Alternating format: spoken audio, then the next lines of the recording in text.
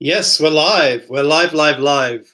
Decided to go live today because why not? It's a nice day. Been so busy. Been busy with all. I'll take this thing off. Been so busy with all these things. Working on my house, guys. Working on even framing those things a bit better. You know, framing them properly with the two screws at the back and the string across. Let's see if anyone's on board. What's that? Hold potentially inappropriate messages for review. Turn on or not now? Not now. If you want to make an inappropriate comment, you can make an inappropriate comment, guys. I'm totally fine with that. So anyway, just a disturbing incident happened the other day. I was walking into a club and I sat down and the guy said, "No, you will stand up in my presence." And I said, "What do you mean?" And he said, "You will stand up in my presence." And I said, "Look, mate, the only way I am going to stand up is if I am indeed the real Slim Shady." Oh, yeah. Oh, yeah. Okay, so greetings, Conan68. Greetings, Jonathan. Greetings, Cisco Terrace. Yippee! Hello, Maddie. Hello, Charlie. Hey, Charlie. And Sean Fox Firth. Good evening, Dr. Cox. Good evening to you. And so last time, lots of people were asking me questions, and I was saying, well, I don't know, because there's so many videos out there, so many ancient mysteries now.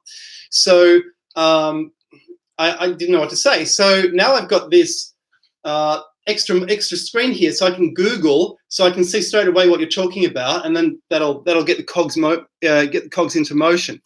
And yeah, I've been thinking, well, you know, I haven't made a video in a while. Gee, a week goes quickly when you're doing other things, and you have to do other things. You know, my gardener abandoned me. Maybe I wasn't paying him enough. You know, I raised his pay from 80 to 90, and you know, off he goes. He did it once and then he left. You know, what can you do? But there you go.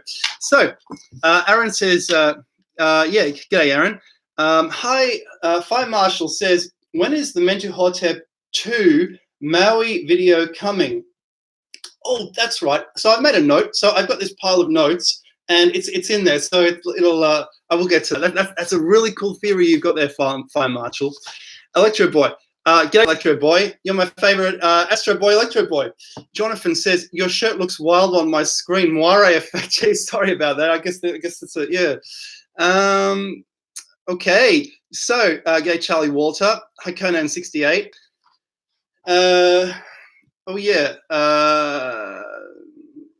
Jane Lord says, Doc, tell me, how are those redheads you talk about? Well, here's the thing, right? The redheads, they're the British people, aren't they? The British people are the redheads. The English people, redheads are very common there. And also the redheads are very common, even more common in Ireland, but it's also an English thing. So apparently the English, when they were supposedly oppressing the Irish, they used to know who to oppress because they would pick on the people with the red hair. They were definitely Irish. But the English themselves are way more red-headed than continental Europeans. So this is UK was a redoubt for this red-headed people who in ancient times traveled the world, who did marvelous things, built marvelous inventions, took ancient technology across the planet. These were amazing people. They used to also live in Russia, as we know. They used to live in southern Russia. There are Arab travelers who went north, and they said, everyone here in Russia has red hair. What's going on? And that is certainly not necessarily the case today in places like Ukraine, which is where the Khazars used to live. So there you go. Okay. Someone says, do you know about tunnels found in Melbourne during the Westgate project? So what's happening is I guess they need to build another bridge. So there's a bridge across the Yarra River in Melbourne connecting both sides of the city, and it's extremely busy all the time. I didn't know they were doing anything to it, but they're always doing something there. Didn't know about tunnels, but we have a lot of tunnels. I mentioned last time there were tunnels dug in the 20s and 30s that you can walk around in under the city, and these are not sewers. These are just tunnels, bunkers and things. They're weird. You know, maybe they're for the telephone cables or something else. And people actually don't know what's down there. They recently painted our main central station, Flinders Street Station, and they had to, there are no records about what the original paint was. They wanted to make it original. They scraped away 5 layers of paint. They found the original color. It's just a pale, wishy-washy yellow. That's the 19th century color. They've put that back on. So, oops, Whoops. Oh yeah, look at that. I get that's my logo. There we go on that cup. Someone bought one of those. 2 people actually. Yeah. Okay. So Sean says, what do you think about the idea of the equator 12,500 years ago? So this is this is a pole shift, and so the equator used to be in another place, and the only way that could have happened is if a pole shift has indeed occurred. So yeah, I think there's definitely something to that. The reason is, well, here's the thing, Charles Hapgood. So Charles Hapgood brought up something rather interesting. Mammoths could live in Siberia, but they couldn't live in France and England. France and England were too cold, and Siberia was hot. What's going on? Pole shift. I feel there's something, however, that Charles Hapgood left out. Ocean currents. I don't think he discussed ocean currents quite enough. He should have discussed ocean currents a lot more, because the ocean currents could have been way different. Then again, they could have been way different in a pole shift as well. Okay, Bobby Jones. My daughter said that's you lot. Yeah, it sure is. G'day, Bobby's daughter. Hey, how are you? Okay, your shirt has hypnotic properties. Jonathan says, saw kneeling Maui statue on CF apps earlier. Bobby says, sup, Bobby. J Lord, where do they come from? My deja vu. Are you really a Dr. I PhD? As in what? Where? Over here in Melbourne. So so I said to my professor, hey, I want to research the Templars. Yeah, I want to research the Templars, and because I've discovered that they seem to have, during their confessions, they seem to have confessed to having a really weird ritual. They had this epic weird ritual where they had to worship the head of God. And when I was in Europe, you would enter a church, and there's a head there, just above the door as you go in. And that head is not John the Baptist, because John the Baptist is another head further in. So is this the head of God? Is this an alternate form of Christianity in these possibly Templar churches in UK? What's going on? And you see them on the continent as well. And I said, hey, these guys were practicing a different form of Christianity. I should investigate this. I'm going to treat their confessions extracted under torture, as if they were real, and see if there's any truth to their alternate Christian religion and identify them. And he said, don't touch that, because one, that Pope, he was one of the French anti-popes. He was the Avignon Pope. Avignon is like a small version of Rome, right, that the French built. And they installed their own Pope there. And so there were 2 popes. And this French Pope, incredibly corrupt, wanted a lot of money, worked with the French king, obviously a puppet of the French king, to take the money off the Templars so France can have lots of money for its endless wars against all of her surrounding neighbors who are also her enemies. So that's what's going on there. And he said, don't do that topic. Don't do that topic. Also, you'll have to do it in Aramaic, because if you do a PhD, you need to do it or an honors project, you need to do it in the original language. You're going to have to learn ancient Greek or Greek and Aramaic. All the documents were in that language. Better if you stick to the West and all the documents are in Latin, because you have to do it in the original language. So I did. So I said, okay, fair enough. Okay, I'll scrap the Templars. I'll find the original Robin Hood. So that's what we did. We found the original Robin Hood. Yeah, I'm working on a paper, but the problem is it was rejected. It was rejected by these people, and then I just didn't have the motivation to resubmit it yet. And it's been 2 or 3 years already, so I guess I don't know what's going to happen with that. I guess I'll have to get cracking with that. But it's rather interesting. So Robin Hood was essentially written in Latin, Palliatum Robertum, rather than English. So that was the discovery. Okay, Sean says, my mother was a McNamara from the County Clare, and her hair was red as a stop sign and the greenest eyes. Oh, boy, yeah.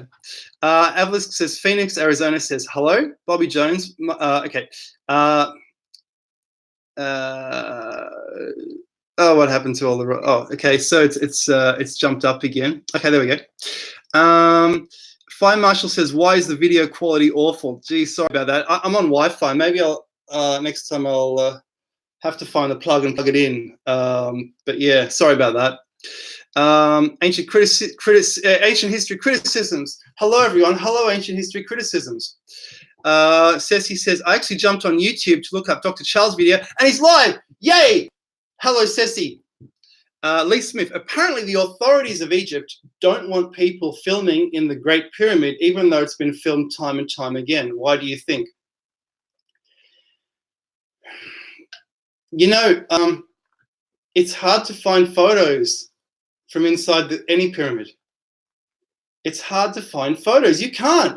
People don't take photos in there. It looks like they're told at the entrance not to take photos. So you look up photos of Menkaure Pyramid, you can't find a thing. And there's so many tunnels in there. It's unbelievable. So the only way is to go in there and take photos with your phone, and I guess, or, you know, maybe, I don't know if do they take the cameras off you or something? Like, why aren't there enough photos on the internet of the inside of the pyramids? It's weird. So Lee Smith says, apparently the authorities in Egypt don't want, okay. Aaron says, how about the Henges cross in France? Okay, Henges cross, France. We're going to look that up. It's called the Cross of Lorraine. So essentially what this is, okay, it looks like the Russian cross. Essentially it's got one beam across, horizontal beam across the center.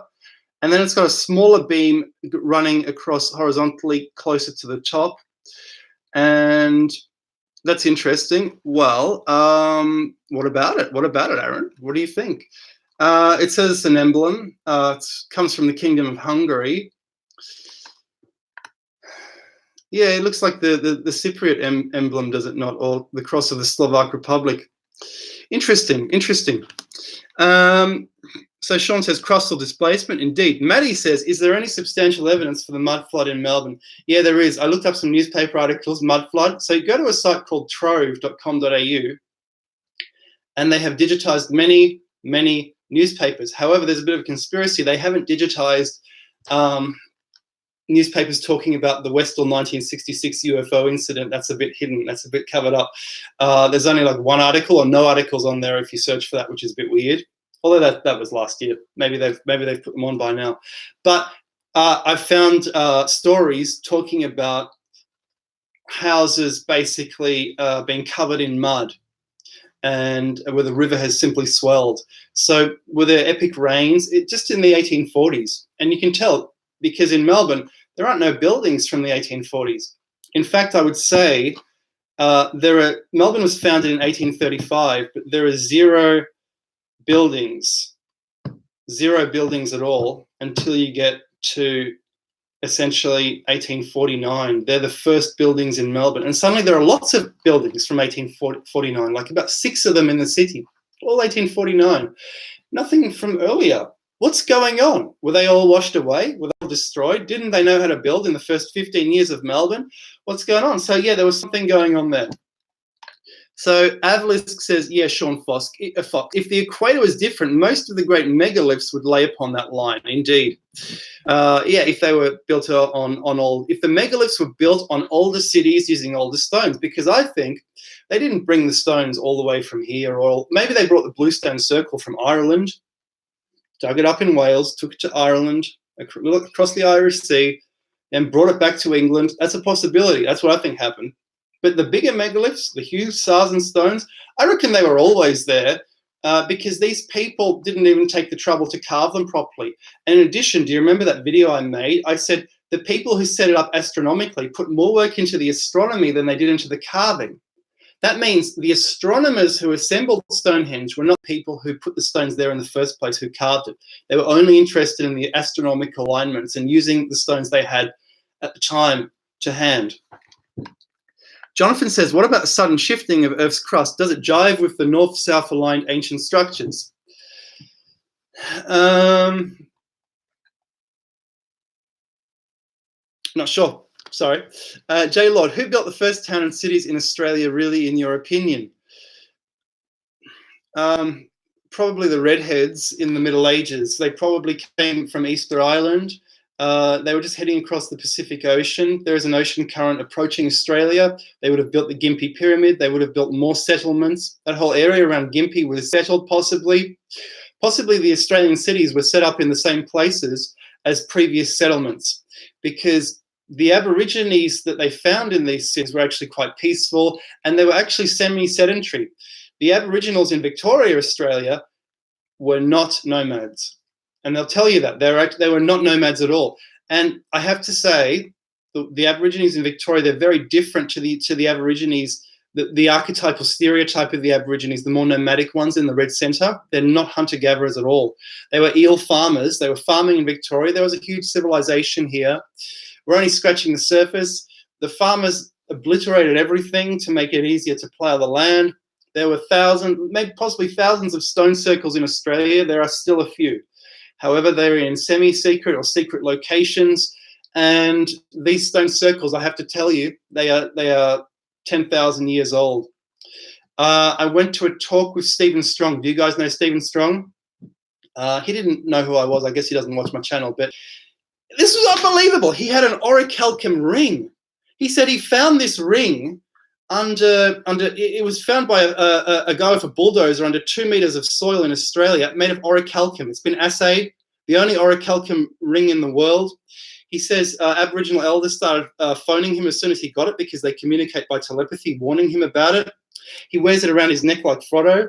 He says it's so similar to the Tolkien tradition because Tolkien based his traditions off Scandinavia, which is based on Atlantis. So his ring is one of the 3 rings of Atlantis. He was saying all this amazing, incredible stuff. He said the ring tried to kill him several times. He had these stones which tried to kill him. The Aboriginal people said, keep them in the bush, don't keep them in your house. Don't put stones together or that'll cause a drought. That's what happened to him. That's what happened to Australia, apparently. They stacked ancient stone circles. He found an epic serpent mound in New South Wales. We had epic history here. There was a serpent mound, like the one in America, but with stones. All that was destroyed in the last 50 years on the orders of some crazy person in the government, it seems.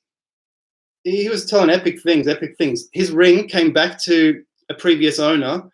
It was stolen, this orichalcum ring from Atlantis, one of the 3 rings. It was stolen. The thief put it in the car. He stole the guy's car. He went 200 meters, then he crashed the car. As he got out of the car, the ring fell out of his pocket. The owner walked up to the crashed car, saw the ring on the ground. So the ring came back to him, just like the Tolkien tradition based on Scandinavian legend. What were we talking about? Yeah. So yes, Australia. Yeah, possibly in Melbourne. In Melbourne, the South Melbourne Town Hall is built on a hill. The hill is overlooking quite a nice view. It's a beautiful town hall, very European looking. And guess what? There were Aboriginal burial mounds on that hill which were destroyed. And that reminds me of ancient Ireland, the fact there were Aboriginal burial mounds on top of a hill. Or Giza. Giza is burial mounds on top of a hill. It's the same tradition of the Redhead people. There you go. So there were cities here. So Derek says, oh, damn, this scrolled a bit, hasn't it? Derek says, and if you go to Stephen Strong's page, you'll see his orichalcum ring, by the way. He's quite a character, quite interesting. Oh, hi, Katrina. How you doing?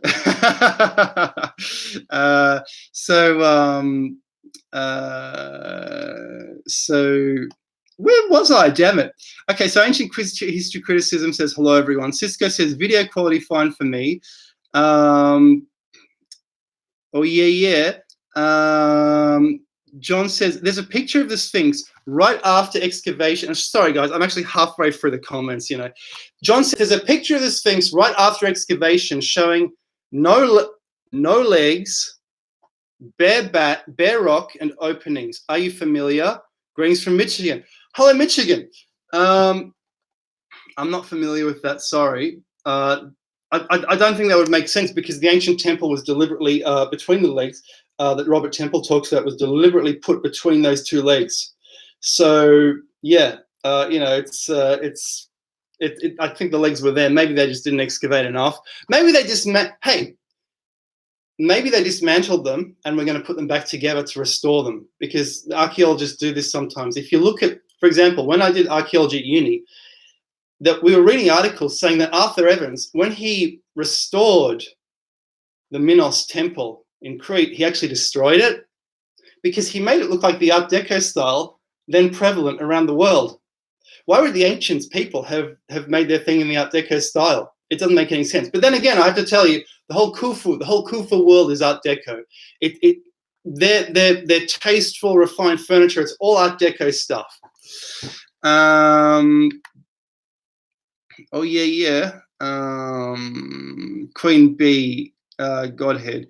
Sean says, does Christianity predate Christ himself? Absolutely.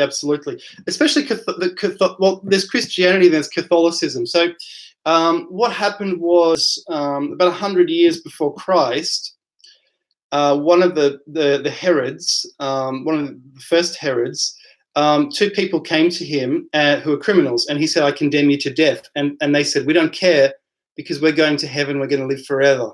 And they were happy. They were acting like Christians. This has been mentioned as Christianity before Christ. Christianity is way older than Christ. It is super old. Christianity, and then there's two different types of Christianity. There's the Christ Christianity, which is basically white magic, which is basically it's from Egypt. It's a self-help type religion. That's what Jesus was teaching. It's kind of self-help.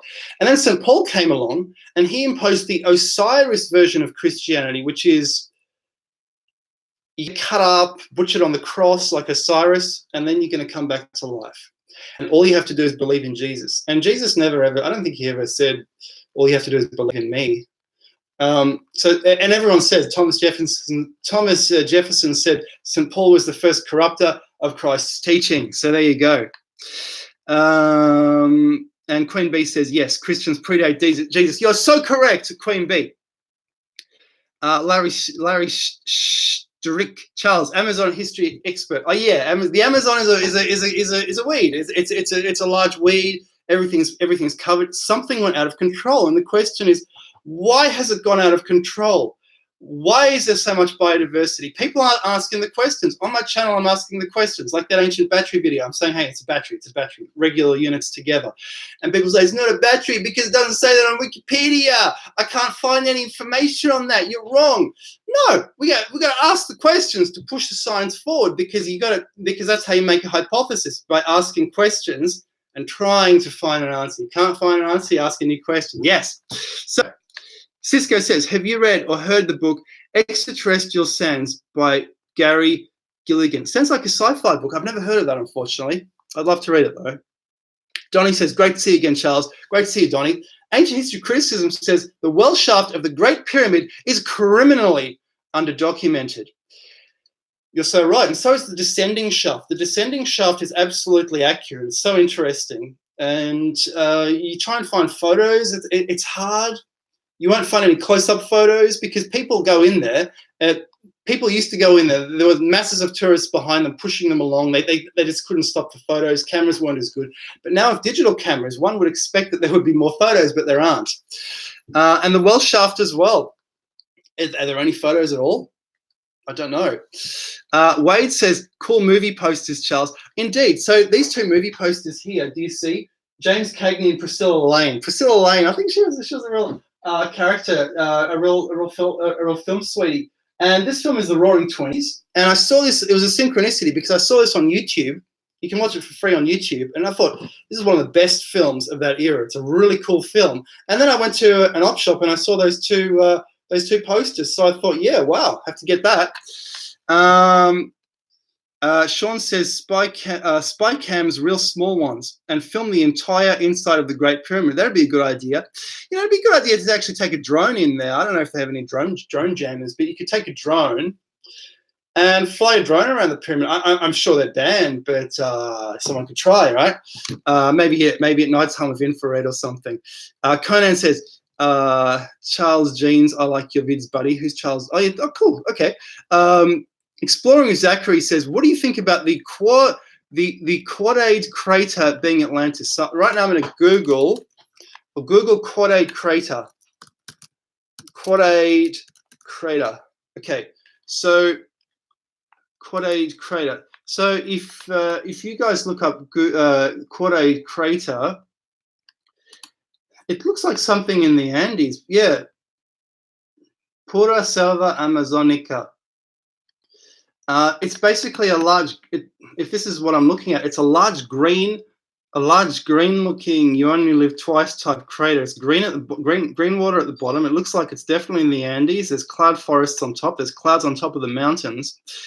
And wow, it's what do you think about it? What am I? Is it mysterious? Was there an atmospheric inversion? Was there a temperature inversion in the water? Did everyone get suffocated by the sulfur dioxide gas? What's going on? I don't know. Well, what do you think about it being Atlantis? Is that crater where the Golden Man was, possibly? And they used to throw in gold trophies there, maybe El Dorado, possibly. Not sure, but I don't think. Look, Atlantis is everywhere, but I don't think it's there. I think it's UK. Sorry, I think it's UK. UK and Minoans, bit of Minoans too. Maynard says, "Hey, Dr. Charles, it's mushroom time in Michigan again. What's up with Gunung Padang and Nan Madol?" Yeah, mushrooming, eh? Well, watch out for mosquitoes. And Gunung Padang. So Nan Madol is essentially quite primitive. It's quite primitive. It's just it looks advanced, but it's just basalt hexagons essentially inserted, into making a building. So they destroyed a volcano. They've destroyed a volcano to build Nan Madol. And Nan Madol, apparently, there's something like a death penalty if you touch it, if you interfere with that, or if you damage it in some way. So be careful around there. What I'm going to do now, I'm going to Google, because you mentioned, just to refresh my memory, Gunung Padang. Gunung Padang. I see. Oh, so apparently there's a huge ancient pyramid underneath it, right? And it possibly, yeah. So people think it's going to be another Borobudur, possibly, because I see pictures of Borobudur here. So yeah, Borobudur is definitely a megalithic pyramid. And then someone came along and built Buddhas on top, because I showed that the structure of Borobudur, the underlay, is actually polygonal. Meanwhile, someone's plonked all these Buddhist statues on it. So you've got polygonal era pyramid, which I'm guessing is at least third millennium BC, or third millennium BC. That's the 2000s BC. And then in more recent times, our Middle Ages, someone's come and plonked all these Buddhist statues on it. So all the people who were working on it didn't build it. In recent times, didn't build it. I think they just put the statues on it. Because it's too much. It's too much for a few generations to build all that. It's way too much. We don't do that today. Why should they have done it? So Fire Marshal Bill Burns says, have you noticed how strange Easter Island's 3 main volcanoes form a near perfect triangle around the island?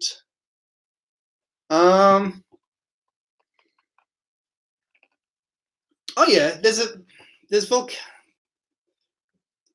because, well, that's how it formed, because it's a triangular island, and one of those was that redoubt where the long ears hid out just before they got massacred by the short ears. They built their trench, they set it on fire, they tried to ambush the short ears, they tried to counter ambush the attack, but it didn't work. Scratch, so he says, what's going on here? And I guess, it's just 3 volcanoes, isn't it? I guess maybe it's a super volcano underneath the water. Scratch says, I've been obsessing over alleged ancient global cataclysms. Awesome. Jonathan says, I think maybe ocean water soaks into the Earth's crust till it reaches a critical point and erupts. Scratch says, pole flip. CJ Fu says, hello, Charles. Hello, CJ. Larry Strick says, Melbourne was not well born. What do you mean? I think Melbourne was very well born, because we've had such epic growth. This city is unbelievable. It's grown from 1835. It was a few hundred people, and throughout the 19th century, people who had left Melbourne came back 10 years later, and only the street names were the same. All the buildings were changed again and again. All the buildings were changed, and we looked epic before. We looked like old Europe, like those Tartaria pictures. That was Melbourne.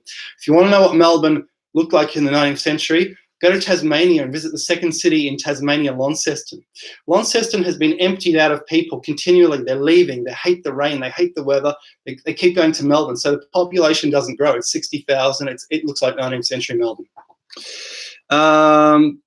Sean says, Dr. Koss, what are your thoughts on Admiral Byrd's flights over the poles? Do you think it's possible that the Earth is hollow? The Admiral Byrd thing is pretty interesting. It looks like there was an expedition, for sure. It looks like, I think some of his statements were misconstrued, and I think some of his statements might even have been faked.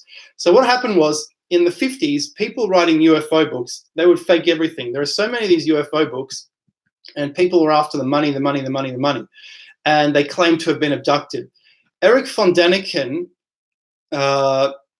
inherited some of this acumen, not by faking that stuff, but by talking about ancient aliens instead. So he changed that narrative. And if the Admiral Byrd stuff popped up when did it pop up? If it popped up in the 40s and 50s in these books, we could be reading accounts from 50s books which are totally wrong. So just be careful, be really careful with these sources. I really don't trust them. Daisy Paisy says, maybe unlike the Egyptians found their tools, they found the tools didn't work very well. Yeah. Scratch says, I live near Stonehenge. Awesome. You live in one of the most amazing parts of the planet.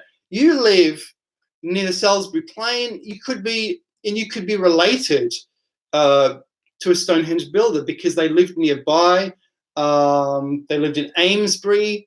That's where the Stonehenge people lived. And the Druids possibly lived at Durrington Walls, where there was another village, where the priests lived. Ancient History says, good thoughts on Stonehenge. Katrina says, hey, Katrina. Hey. So Katrina says, why doesn't the moon create tides on lakes, or does it? That's a really good question. I don't know. Is this a flat Earth question? Is it a flat Earth question? I don't know the answer to that. Sorry, I don't know the answer. I shouldn't say anything if I don't know the answer. But cheers. Yeah, cheers. So Larry says gingers used to dominate. Yeah, it's true. They dominated Russia. It was all ginger, and still lots of them today are gingers. Queen Bee. Okay. Green says, hi, Charles. Love your energy and passion. I love you too, Green. 9/11 Thermite says, hi, Charles. Man, you are awesome. Congratulations on your work. You are a master of ancient Egypt. Thank you so much, man. You add so much to my research. Thank you so much, 9/11 Thermite, for your pleasant comments and for the fact that we're synchronizing. That's awesome. Katrina, how do we know when a dream catcher is full? Are you talking about something from Roald Dahl? Harpua says, can you decipher the Ronga script? No, the Ronga but people say it's the Indian text, the prototype of the Indian text. Who knows? Sean says the Nazca lines, if you draw them out to wrap around the Earth, they show a different alignment of the equator and the poles.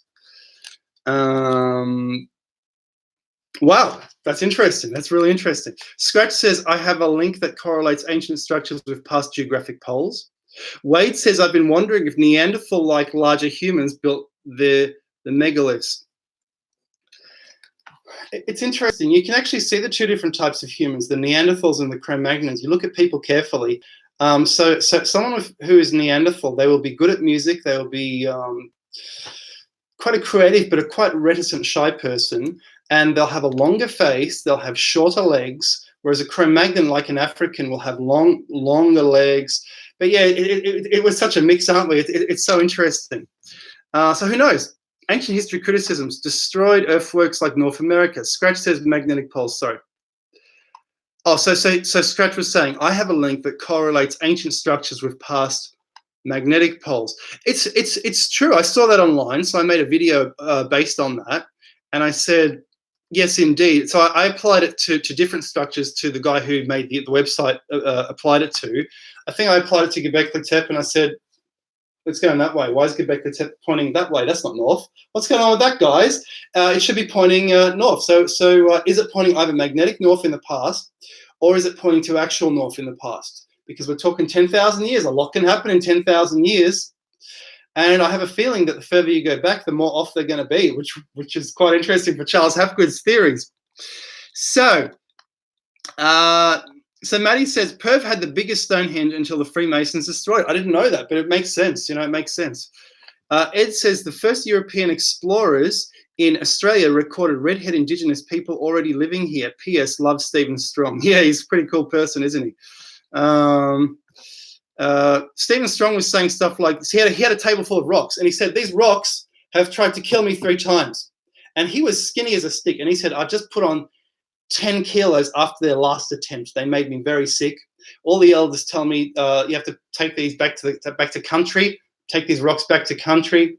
They've all got the bad juju of the bad energy of the people who tried to use them for dark purposes in the past. And these are rocks which are incredibly hard. Some of them are so hard, he's saying there's no rocks like these in the world because they couldn't have been made. They're too hard to carve. What would you carve them with? So these rocks are a total mystery. They're ancient, incredibly ancient rocks. And he was talking about this ancient lost civilization in Australia. Civilization. Remnants of ancient civilization structures all over Australia, and people aren't allowed to talk about it. One archaeologist in the 40s, he speaks about his reputation was destroyed because he translated an Aboriginal myth, and he put this in a paper. The papers were destroyed. The myth said, it's ancient astronauts in the 1930s. So he was saying there was an intervention by those who come from afar, whatever that means. So ancient astronauts in the 30s. So that's Stephen Strong's stuff. It's amazing. And that's some of the best stuff I've ever heard, you know. And that was thanks to a fan of mine. He invited me to the talk. So thanks very much, you know, which was in Melbourne. So Ed said, the first European explorers in Australia recorded redhead Indigenous people already living. Oh, that's really cool. That's really cool. Scratch says, I live 8 miles from Avebury. That's amazing. I think there's a huge, you know what I think? There's a huge complex underneath Avebury, underneath Old Sarum, tunnels. They're all buried. These are ancient. I think these are ancient canals of Atlantis. One day I'll do some expedition to go there and have a look. You know, I'm sure everything fits. You know, because people are not reading the translation correctly. They're using a different stadia when they translate Atlantis, and it's actually an Eric von Daniken book. He actually used the proper translation. And I measured up his distances, and it correlated to Old Sarum. And it was thanks to Tina, by the way, who told me, "Hey, this looks like Atlantis." So thanks, Tina. Yeah.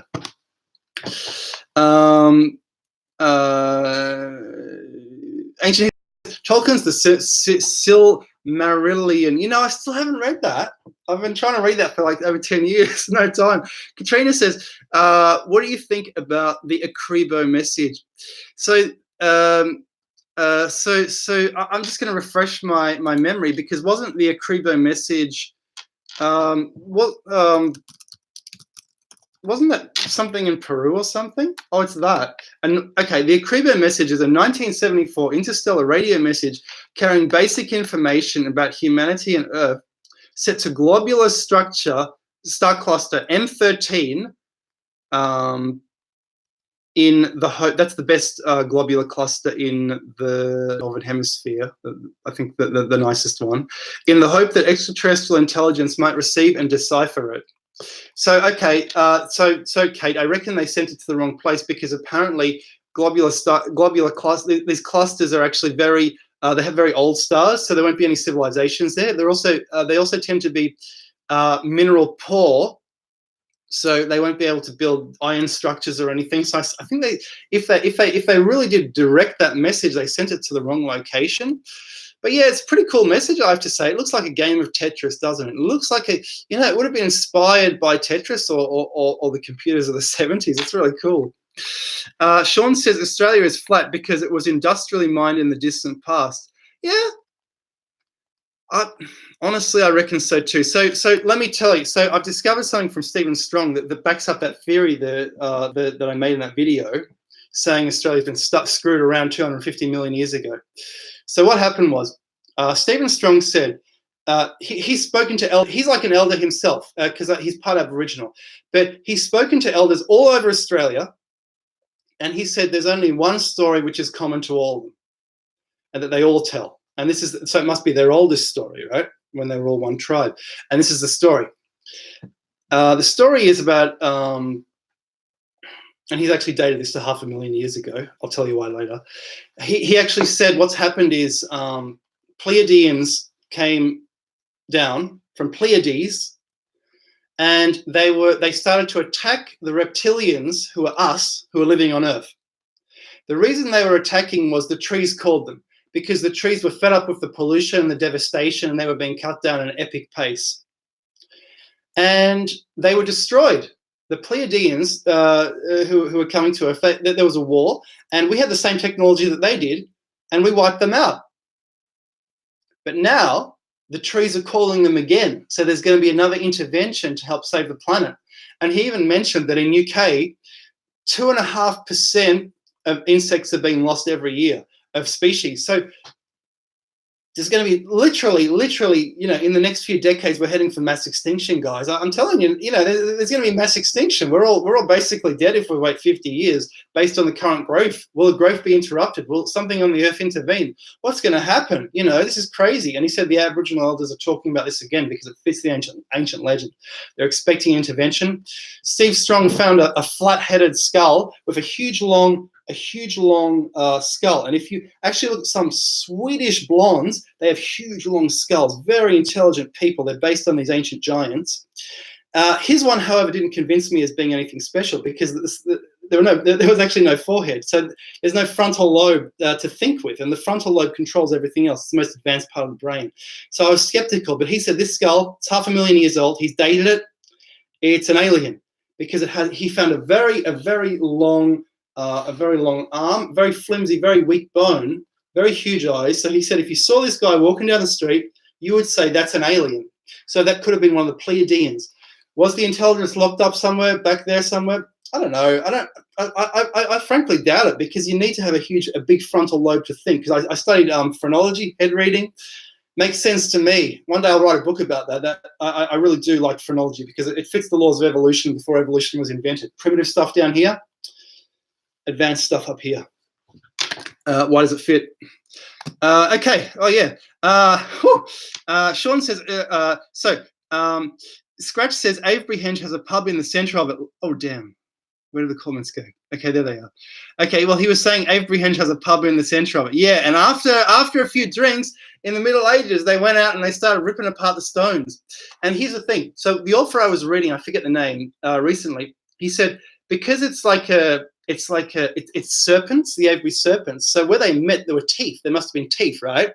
So they used the barber surgeon to knock over the stone because the barber surgeon was the one who pulled out the teeth in the village. So they thought, we'll use him to pull out the teeth of the snake. However, the stone fell on him and killed him because, you know, whatever, some ancient curse, who knows? Oh, yeah. Donnie says, pretty sharp, bro. Thanks very much, Donnie. Oh damn! So many comments. Yeah, it was like it was doing nothing for 20 minutes, and then it updated. So that's why I started blabbing. But oh yeah, blah blah Tuesday says this knowledge is awesome. Thanks. I'm halfway up, and I'm still not finding it. Xtract says Brian is closed-minded.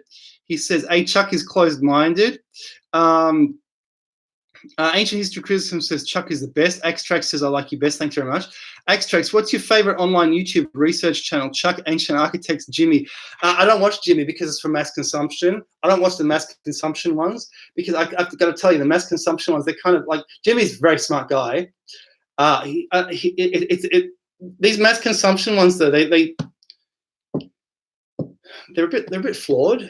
You know what I mean? They're a bit flawed because they're going for the mass consumption. And they're going for what's going to be popular. I started this as a hobby, and it's still a hobby. It's still a hobby. It's not really a business. It's a hobby. It's a hobby, guys. It's research. It's fun, you know. And I'm not, you know, if I was going business-wise, I'd be making, you know, JFK or aliens or disclosure or you know, chamber in the Great Pyramid or whatever. Nah, you know, we're doing it, you know, we're doing it the proper way here, guys, the research way, you know. Yeah. So Scratch said, and Ludgershall Castle. I'm going to Google Ludgershall Castle. What is Ludgershall Castle? So it's Ludgershall Castle. It's in Wiltshire.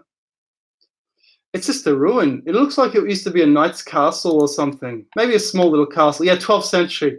Oh, it says turned into a hunting lodge by Henry III. This was, yeah, it's a typical design of a knight's castle, but it also looks, I think it could be a bit bigger actually, a bit bigger than a knight's castle. But a knight's castle, 2 levels, rectangular. Looks a bit like Charlemagne's palace or Dark Ages palaces. Dark Ages palaces look like this, but they're all in ruins. They've all been destroyed to build the Middle Ages castles. Yeah. Sean says nothing new under the sun. I have to apologize, guys, for missing so many comments. I just can't find where I was. Thermite 911 says, "Hi Charles, man, you are awesome. Congratulations." Oh yeah, okay, okay. Hapua says, "Okay, on the serious tip, what's up with the huge gash in the Sphinx head that was later repaired in modern times? What the hell could have possibly created a gash that big, and no one ever talks about it?" Do you mean that thing there? Someone suggested that they trepanned it, you know, to cure its headache, you know, or Wise Up said someone speared it. It was a living creature, you know. That was when he was following mud fossils. Now he doesn't like mud fossils as much. But yeah, I think that was to hold the head on. Is that the gas you're talking about? Derek says, what do you know about all the stone circles in southern Africa that Michael Tellinger talks about? He says there's millions of them. There would be millions of them. All I know is that it makes sense because there was a huge civilization there. I haven't been there, but it's a beautiful climate. There were intelligent people there. Look up Boskop people, the Boskop race. A neuroscientist wrote a book called Big Brain. I've got that book. And he said these people were a hyper-intelligent life form, a hyper-intelligent type of human, and we're the dumb ones. Anthropologists have attacked these two neuroscientists, and they've said, nah, there were only one or two skulls. They could have been hydrocephalic skulls full of babies' heads full of water swollen up. But I think if you compare the lower population in the past to the fact they might have had high technology based on the ancient texts, of course they must have been more intelligent. That's the only way to explain it, right? Or they suddenly had telepathy and they suddenly became like a modern scientist and came up with spaceship ideas and all this stuff and wrote this into their ancient texts. That makes even less sense. Fire Marshal Bill Burns, have you noticed how strange Easter Island's 3 main volcanoes form a near perfect triangle around the... Oh, yeah, I've read that. Sean Fox Firth, Dr. Cos, I read that Jesus, Buddha, Christ, and Muhammad were all sent at the age of 5 to the shores of Britain to be taught by the Druids of the ancient wisdoms. You know, that would make a lot of sense because of that legend. So if you go to Glastonbury, which is a beautiful town, and you go and you look at the thorn. The thorn is in just outside the town, or just in the town, and it's a huge tree with a custom-made glass house around it just to try and keep it all together. And it's got branches actually poking out of the glass house. It's really weird. And that's the thorn, which is based on a cutting from the original thorn, which was destroyed maybe in World War II or sometime in the past. So basically, that was apparently planted by Joseph of Arimathea. So, and that's a holy tree. And the first church in Britain was the Wattle Chapel, and that church and that tree is the same sort of plant. So therefore, it's a holy plant. And because the thorn was at the crown of thorns, and the churches, the early churches were made from this wattle and daub. This is Stone Age building technique. So what it is, it's basically looks like a German house, or looks like Shakespeare's house. In England, the branches are like that in these Shakespearean type houses because they don't have the old trees that they had on the continent. They got the trees from the Baltic, from the forests of Russia. You know, Europe was. I have to say, Western Europe is so old. It was already denuded of trees in the Middle Ages, you know, before the Industrial Revolution, because we had these industrial revolutions ongoing in the past. And we had, you know, even in the Middle Ages with 2 million people, you could argue in England, it was 2 million people. You could argue that was overpopulated because they had become denuded of trees. The forests were disappearing even then. What about today? Crazy. Extracts, Sphinx head is concrete. Donnie says, you're so cool. And Charles, thumbs up. Thanks so much, Donnie. You too. Charlie Jean says, what do you think about Velikovsky's Worlds in Collision? That's a brilliant book. I read that a long time ago. That's a brilliant book. He even starts saying, like, a statue of Saturn that he's found, a Roman statue of Saturn, has sort of jewelry, like rings around its hands or rings around its legs, which implies they had a kind of telescope, which implies they had a kind of ancient knowledge. the problem I have is he's deducing this all as ancient geological knowledge or ancient astronomical knowledge, which has fallen into legend. Bit of a stretch. The guy who wrote Gods of the New Millennium, he fell into that same sort of trap. He did the same thing. Maybe. Okay. Extract said solar flare made the granite crumble. Can't wait to buy yet another book by that guy, the solar flare. What's his name again? Jeez, the solar flare guy, the Sphinx guy. Yeah, he's a genius. He's an absolute Robert Schoch. He's a genius. Really clever guy. Queen B said everyone hits thumbs up. Oh yeah, thanks very much. Sean says Star Trek: The Next Generation episode 146 for the chase. You know more than me about that, bro. Hartford says, let's talk about the Serapeum at Saqqara. Okay, I'm going to Google that. Serapeum. So the Serapeum is where the god Serapis was worshipped, and Serapis was a wise old man. And the Serapeum, is this the place where the catacombs? So the one at it's given me a few different Serapeums, and catacombs might be common to it. Serapis, Apis bull. So it became a wise man, but in the 3rd millennium BC, it was a bull. Apis was a bull. So this is the bull religion. So therefore, it's a very old religion. So therefore, the Serapeum is very old. So is this the place where all those alien coffins were found? Yeah, I made a video about that in January 2017. So yeah, I basically said the reason they're so wide is not because the bulls were lying there, but because the giants were curled up in the fetal position, which would make them wider compared to the length, because ancient Egyptian graves are in the fetal position. So, but yeah, I think the problem is that apparently the Serapeum, it's got all these Roman arches in there. Like I'm looking at it now, I see these Roman arches. It looks like a Roman catacombs. And I think now I'm starting to think the Romans found these coffins somewhere else, put them in the Serapeum, started treating it as a catacombs. It looks like a Roman catacomb to me. Apparently, isn't it Ptolemaic era? It wouldn't be any older than New Kingdom, because it's just not done very well. It's made from brick. The Serapeum is built out of huge bricks. It's an underground structure built out of huge bricks. They dug it out and they put bricks down there. And the much older Egyptians did things very differently, polygonally. So the Serapeum is new. The coffins are very ancient. Steve says, plenty of parkour people filmed climbing the pyramids. Halfway up, you see bricks. Bricks? That's very interesting. What do you mean bricks? Like Roman bricks? Because there were no bricks before the ancient Greek. The ancient Greeks invented bricks, gave it to the Romans. The Romans said, hey, this is what we're going to do from now on, bricks. Or do you mean mud bricks? Yeah, that would be very interesting. Paul Lawrence says, history shows again and again how nature points out the folly of man. Indeed. Charlie says, Conan 86, appreciate, not trying to promote here, I just like to, oh yeah.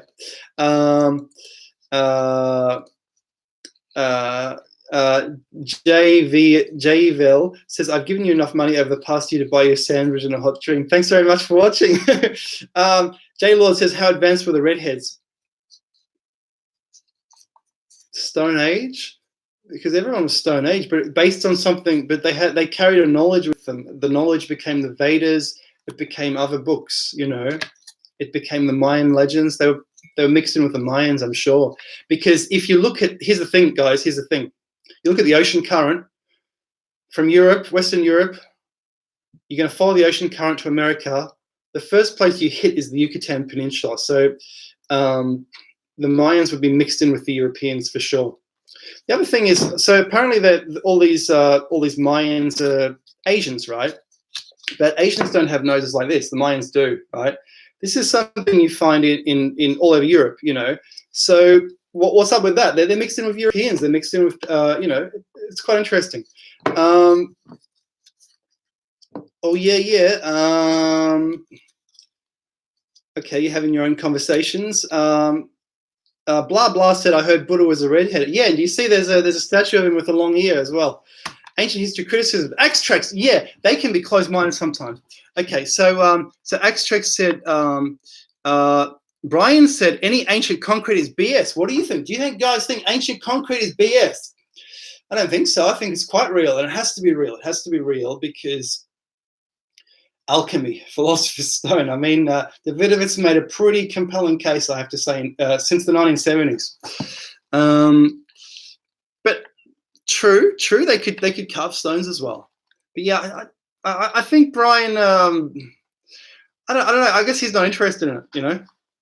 Thomas says, good evening, gentlemen and ladies. Scratch says, how did 5-ton mammoths freeze solid in 4 hours? Yeah, comet. I guess people say comet. What else would it be? I've also said shrinking Earth. Remember I made a video about shrinking Earth? So I said what happened was when the Earth shrinks, it becomes destabilized. Then there would be a bit of expansion to go along with that. But you would maintain the same orbital speed. So that would explain why the Mayan dates have changed, and the year used to be, what did they say? It used to be 243 days, and now it's the same. That's the same speed. We're going at 360 days, which would imply a smaller Earth. So I've suggested that. So yeah, because why wouldn't it? If there's a variable star inside the Earth, I think that's what's happening. You know. I really do like the shrinking Earth theory. The Dr. Chucky has originated. Yeah. So Fizarbo says, just got here. Don't want to screw up the dialogue, but have you heard of the Lenni Lenape, Delaware Algonquin tribe history about the mound builders of North America? No, I haven't. But are they related to are they a branch of the Hopi? Because the Hopi are a branch of the Mayans, and they all tell a similar sort of ancient. They have a really cool ancient history, but I don't know what story you're referring to. Oh yeah. So Axtrax is saying Foerster's business relies on all megaliths being quarried and carried hundreds of miles. Axtrax also says, Doc and Jimmy are the best. Awesome. AA has good theories on geopolymer too. Steve says, that's not very scientific, bro. Ancient history criticism says, I'm compelled to believe geopolymer, but there may be more to it than merely concrete recipes. Thomas says, what is the topic, please? Don't know. Kevin says, nice, love your coat. Thank you. Scratch says, everything, lol. Indeed. Santeria says, love your work. Thank you. Donnie says, how big is the lake? Don't know. Sean says, I live in Toronto, minutes from Lake Ontario. The Great Lakes are massive inland seas, and I've never heard of ties. Well, there you go, Kate. That answers the question.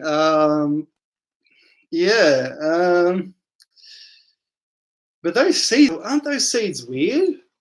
I got to tell you what happened to me in Michigan, guys. We were crossing. Do you know the film Somewhere in Time with Christopher Reeve? Beautiful movie. And we were crossing the Mackinac Strait on the ferry. And I thought, ferry, that's easy, because I do get seasick, right? And ferry, that's easy. Little trip, right? Obviously not. High winds, and a mist descended on the craft, and it was Bermuda Triangle-like moment. It was the same thing happening. Mist descended around the craft, and the guys stopped the boat, and they were looking for the island. And the island was not there. Yeah, the island was not there. So for about 10 minutes, I'm thinking we're going to die because the boat is doing that. It's airborne and crashing down like that. So you're almost leaving your seat each time. I'm thinking it's going to split in half. People are looking concerned. A guy goes up from the back and says, hey, you guys need any help? And you guys need some help? Maybe he's an old sea captain or something. And they're like, oh, no, we're okay. We got this. But they're still looking and they can't find the island. It seems the island has disappeared. We've entered another dimension. And then eventually one of them says, there's breakwater. So they find it, and they dock. And the thing is, guys, when we docked, lost about 10 or 15 minutes on the watch because the return journey was absolutely calm, beautiful, and it was about 15 minutes shorter. So why was there missing time? What's going on? Did something like this happen to the script writers who wrote the film Somewhere in Time? And then you see that beautiful Mackinac town. It's like stepping into a Lovecraft dream of life in the 1700s, if you've read Lovecraft, and he talks about going into another dimension where there's 1700s people. It's one of the best places ever. It's unbelievable. It's like stepping into another world.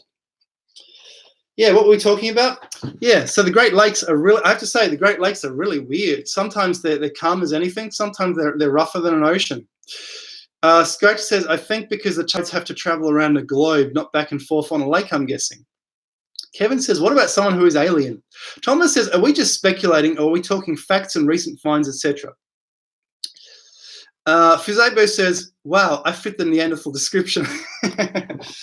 Well, actually, you see the Neanderthal types on the, well, they're not Neanderthal types because we're all Neanderthal types, but you see some of the so some of the people with shorter legs, you see them in Ireland. So you see blondes with shorter legs in Ireland, so that fits the Neanderthal pattern. And then in Sweden, you see they're very African-like, very tall, walk very gracefully. And then you go to Asia, and again, it's short legs, which is a Neanderthal thing. So. But the thing is, we've all got the same amount of Neanderthal, kind of. So it's just different bits and pieces. Even blondes, although they're very tall and graceful, like the Cro-Magnon Africans, they've got this elongated Neanderthal-like head, which is really interesting. So yeah, we're all such a mix, you know. Do you think the Yonaguni Monument is natural? Of course, it's natural. And guys have been trashing me for this, saying it's natural. Guys. You look through crystals through a microscope. You start to do this, you'll become accustomed to seeing exactly what a crystal looks like. The random angles, the crazy behavior that nature has created. Yonaguni is a crystal on an epic scale. So what happened? What that means is it came out of solution very quickly. In chemistry, when you make a crystal, it comes out of solution very quickly. It's a crystal which is mixed with rock. So that's how it's been able to solidify. It must have been molten. It's just a crystal, guys, and you see this everywhere. For example, I was looking at the eclipsed moon. When you look at the eclipsed moon for a telescope, total eclipse, you see polygons, huge hexagonal polygons. I made videos about this. Basalt formation, basalt crystalline formation. The moon must be pure basalt based on just looking at it. You don't even need to go there. You just need to look at it to see it's pure basalt. You know, that's what I reckon.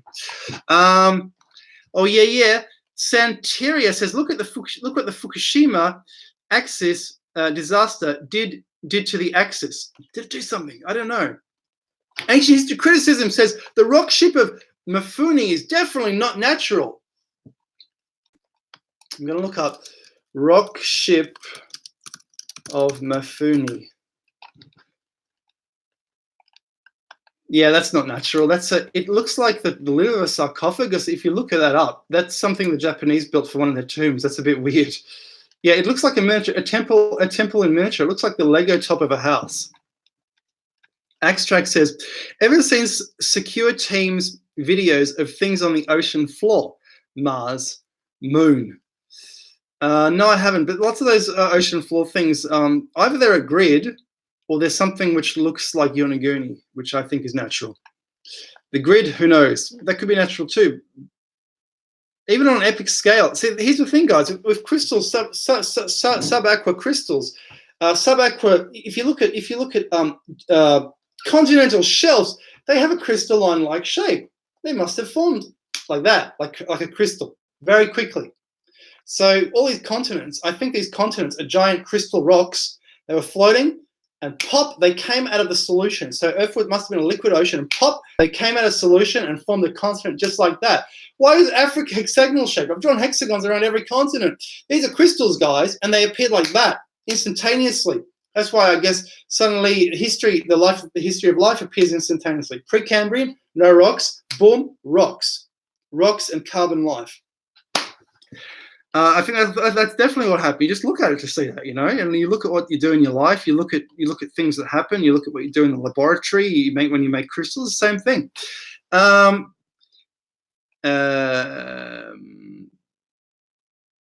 Oh yeah. So Sean says, Dr. Koss, with Hapgood's crustal displacement, could the Indian subcontinent have moved fast when it hit Asia and drove up the Himalayas relatively quick? What do you think? That's a good theory. I haven't heard that one. Maybe. The problem is apparently it's still moving. So that's why they say things move slowly. That's why they say geological time takes a long time, because they're looking at current rates and they say, well, this must have taken 100 million years to get to where it is today, based on what it's doing today. But of course, like you say, it's catastrophic. It's not gradual. Victoria says, love your videos. Thanks very much, Victoria. Naz says, hey, Charles, you're the best, mate. Like a boss. Melbourne Rocks, quick question. Your thought on the Scythians. The Scythians. So they said that, so it's interesting. So everyone wants to claim the Scythians. So the Iranian says they're Iranians. The Russians say they're Russians. They were a sophisticated Celtic-like people who made a type of Celtic-like artwork, but maybe even better. And they DNA tested them, and they found out. I guess I said it before. They found out that the ones in Asia have Asian DNA, and the ones on the European side of Asia have European DNA. They're more redhead. So that's interesting. Scratch says, I do love this area. Lots of weird stuff around here. Orbs, ancient sites, UFO sightings, lol, crop circles, keeps him busy. You're in the best area in the world for ancient mysteries, I have to say. One of the best areas in the world, Scratch. An amazing area, I have to say. Southern England, amazing. Steve, wow. Harper, wow. Double wow. Scratch, lol. Queen Bee, love these chats, so fun. Santeria, this is so interesting. Steve, Charles would make a great doctor. Oh, thank you. Steve says, trippy shirt. Donnie says, the far south in America is flat too. Tom says, hi, Charles, quick question. Were you joking about Stephen Strong? Do you think he is right or a nut job? I think he is in deadly earnest about many of the things he says. I don't like the theory that it's the skull he produced. He said, I'm showing this, the first time, is an alien because like I said, it's not developed. It might be a huge skull that way. It looks like it looks like the skull of the alien of Predator. It looks like Predator's skull. So, and it just goes straight back. It's wide. Phrenologically, it would be the skull of a very nasty person. As you get wider, the person's more criminally inclined. And actually, I saw an article about this. People in prison have wider skulls. Quite interesting. So, yeah. So it wouldn't have been a very nice person. I think it would have been an alien. Harpur says, let's see if Charles can go as long as the Rogan Jones podcast that was like 4.5 hours of freaking insanity. Wow. Damn, that's a long one. Stephanie says, hey, Charles. Hey, Stephanie. Scratch says, I rarely see insects. Haven't seen a butterfly for years. For years. If you haven't seen a butterfly for years, damn, like how is the food even growing? Like it sounds like the whole ecosystem's shutting down, But it will recover from somewhere, when all the humans are wiped out. Maybe it'll recover from the Amazon, somewhere in the Amazon, a butterfly will come back to life, an egg will hatch, Elijah Knoll says, Charles, shout out from Memphis, Tennessee. Hello, Elijah. Extracts, rock ship in Japan, Saxo-Amon, and polygonal walls, Geopolymer. Queen Bee says, oh crap, I hide out the removal of a five-masted oak on my property. Naughty. Fire Marshal Bill Burns, would you ever like to visit Easter Island? Yeah, sure, it'd be amazing. Blah, blah, Tuesday. I saw a butterfly today in my backyard. Oh, damn, why did it do that? Okay, let's go back up. Oh, damn, where is it? Oh, yeah, we're going to the top. Why did it update so slowly? Oh my God, there's too many comments. I'm just going to have to pick somewhere. I've ranted and raved so long that everything is updated. I've gone right to the top. So Harpur says, worlds in collision is garbage. CJ Fu says, give another century or two, Earth will be like Mars. Scratch corrected me. He said, it's Robert. The guy's name is Robert Schock. Thanks very much. Berlin Ab says, what are your views on the circumference lines around the Earth, which many ancient sites lie on? Giza, Easter Island, Machu Picchu, etc. Ancient superhighways, mate. You heard it here first. Ancient superhighways. The ancient superhighways on an ice age Earth, a lower ocean, and all these sites were above ground. Even if today they're the roads seem to go through water. Lots of them actually skirt the coast. They come pretty close to the water, or they go through the water. But often these ancient superhighways actually go, they go across shallow seas. So it shows Ice Age world, you know, ancient giants. They had a high-tech world. Humans were wiped out, and the giants took over again. Something happened, some catastrophe. They took over again. When they took over, they didn't respect any national boundaries anymore, because that's how they built these huge ley lines or roads across the earth. They were subdividing it for themselves, taking it for themselves for economic exploitation. That's the explanation. Dr. Blood's video vault says, what do you make of Dudley Young's theories in The Origin of the Sacred? The one where he claims that religion was started by chimpanzees raging at thunder. The Origin of the Sacred. He sounds like an anthropologist. I haven't heard of this guy. There's too much of an emphasis on chimpanzees, I've got to say, given we've got pig organs. You know, we're certainly a pig monkey, that's for sure. Just looking at how we are for some reason. So I can't comment about that. Stephanie Mullins, there's a dino depicted in a Hindu temple, as well as a horde of different dinos made from, I think, clay. I can't remember the name of the culture and museum they are in, though. Ancient Mysteries and Modern Innovation says hi. Hey. Maybe Pyle says, have you researched gematria? Gematria? What's that? That's geomancy, isn't it? Gematria. Oh, yeah. Yeah, like numerology and stuff. Yeah. It seems to work according to laws of synchronism. Yeah. Rekindle project. I just noticed beveled stonework different to the Cyclopean walls. Nice to see you. Ancient history criticisms. It's from your videos I've got knowledge about the beveled stones. Axtrax says Serapeum could be Geopolymer. Stephanie Mullins says the bull religion seems to be the oldest and most widespread, as the glyphs around the world show bull-horned people. Queen Bee says, please comment on the Irish High Man, or perhaps a rebuttal video on the movie. Thank you. Haven't seen it. Is that like the Wicker Man? Sean Fox says, Sean Fox Firth, we need to look into the ancient Vedic texts. We are in the 5th age of man's cycle of cataclysms. Harpua says, wow, I'm really saddened you don't have more to say, Charles. The Serapeum is the most enigmatic place on the planet. Hey, feel free to ask me something specific, but I don't. No, I don't. But Saqqara, if you're looking at Saqqara, very ancient. I'm guessing they took their stones from somewhere, their coffins from somewhere else.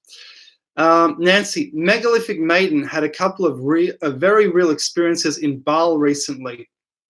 She found out that Baal is still in Baalbek. Wow, that would explain why they built such a structure there, because of the earth energy. You know, there's a similar drag. It feels like a dragon energy.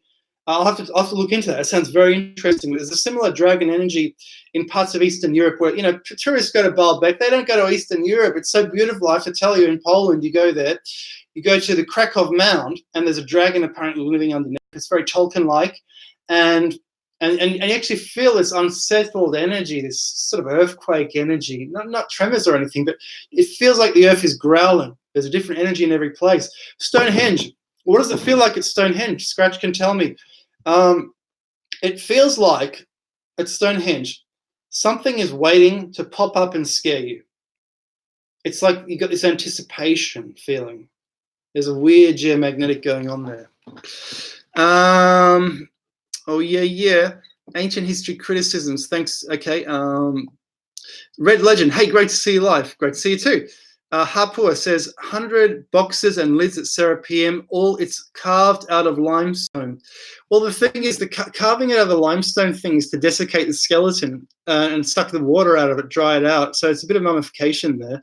But the limestone thing, the alabaster coffins. Okay, so those go back to they started about 2000 BC.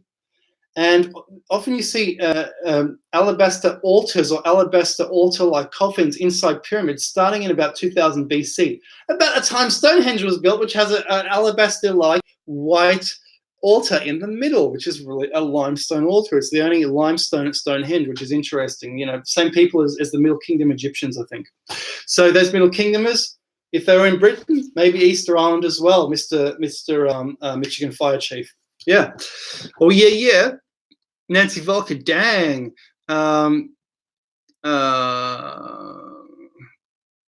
Extracts, could Stonehenge be geopolymer? I think I suggested it once. Yeah. It is geopolymer. You look it up on Wikipedia. It says sarsen is a natural concrete, right? Yeah. Scratch says the place is amazing. Looks like something out of Indiana Jones.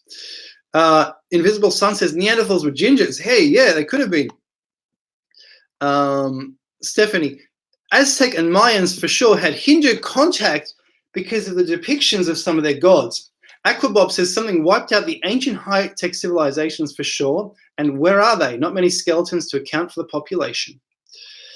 So I'm gonna skip all the crazy comments, and I'm gonna go straight to the questions, because I wanna go faster so I'm not behind, right? Evan says the Romans had super cool concrete that could cure underwater. Indeed. Sean says Ptah is an alien being. Stephanie says, anyone see the resemblance between how Akhenaten is depicted and how the Mayans and Aztecs depict their people? I think he either came from there or traveled there for sure. Good point. Aquabob says, okay. Oh, yeah. Oh, yeah. I'm looking for a question. Your Irish journey looked amazing. Yeah, it was pretty cool. I was there for 8 weeks, and oh my god.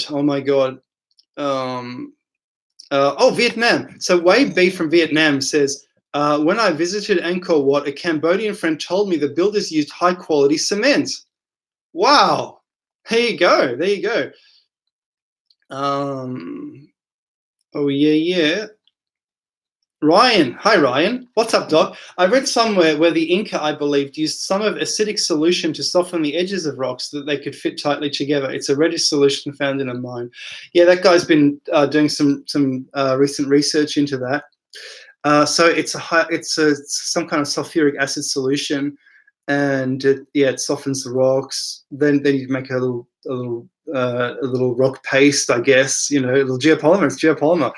But did they do that or not? I don't know, because the ancient descriptions actually talk about a silver mercury or they actually talk about real gold being poured into the joints. So I actually don't know if that guy's got it correct. Ancient Architects made a video, but I decided not. I knew about this before Ancient Architects, but I decided not to make a video because I don't know I don't think it fits the actual description found in the chronicles.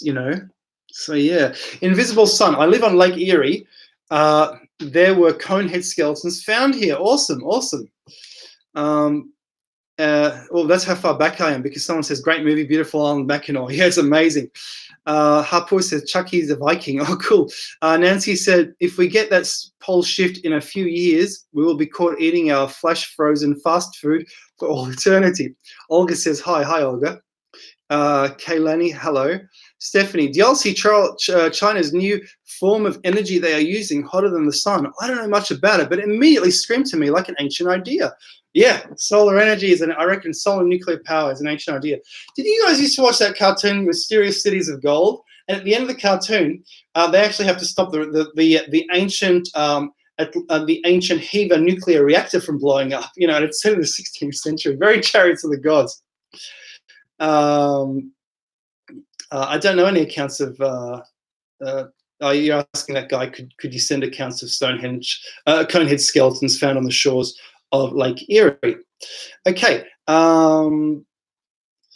Sean says Lake Superior contains enough water to cover North America in a layer of water 30 inches deep.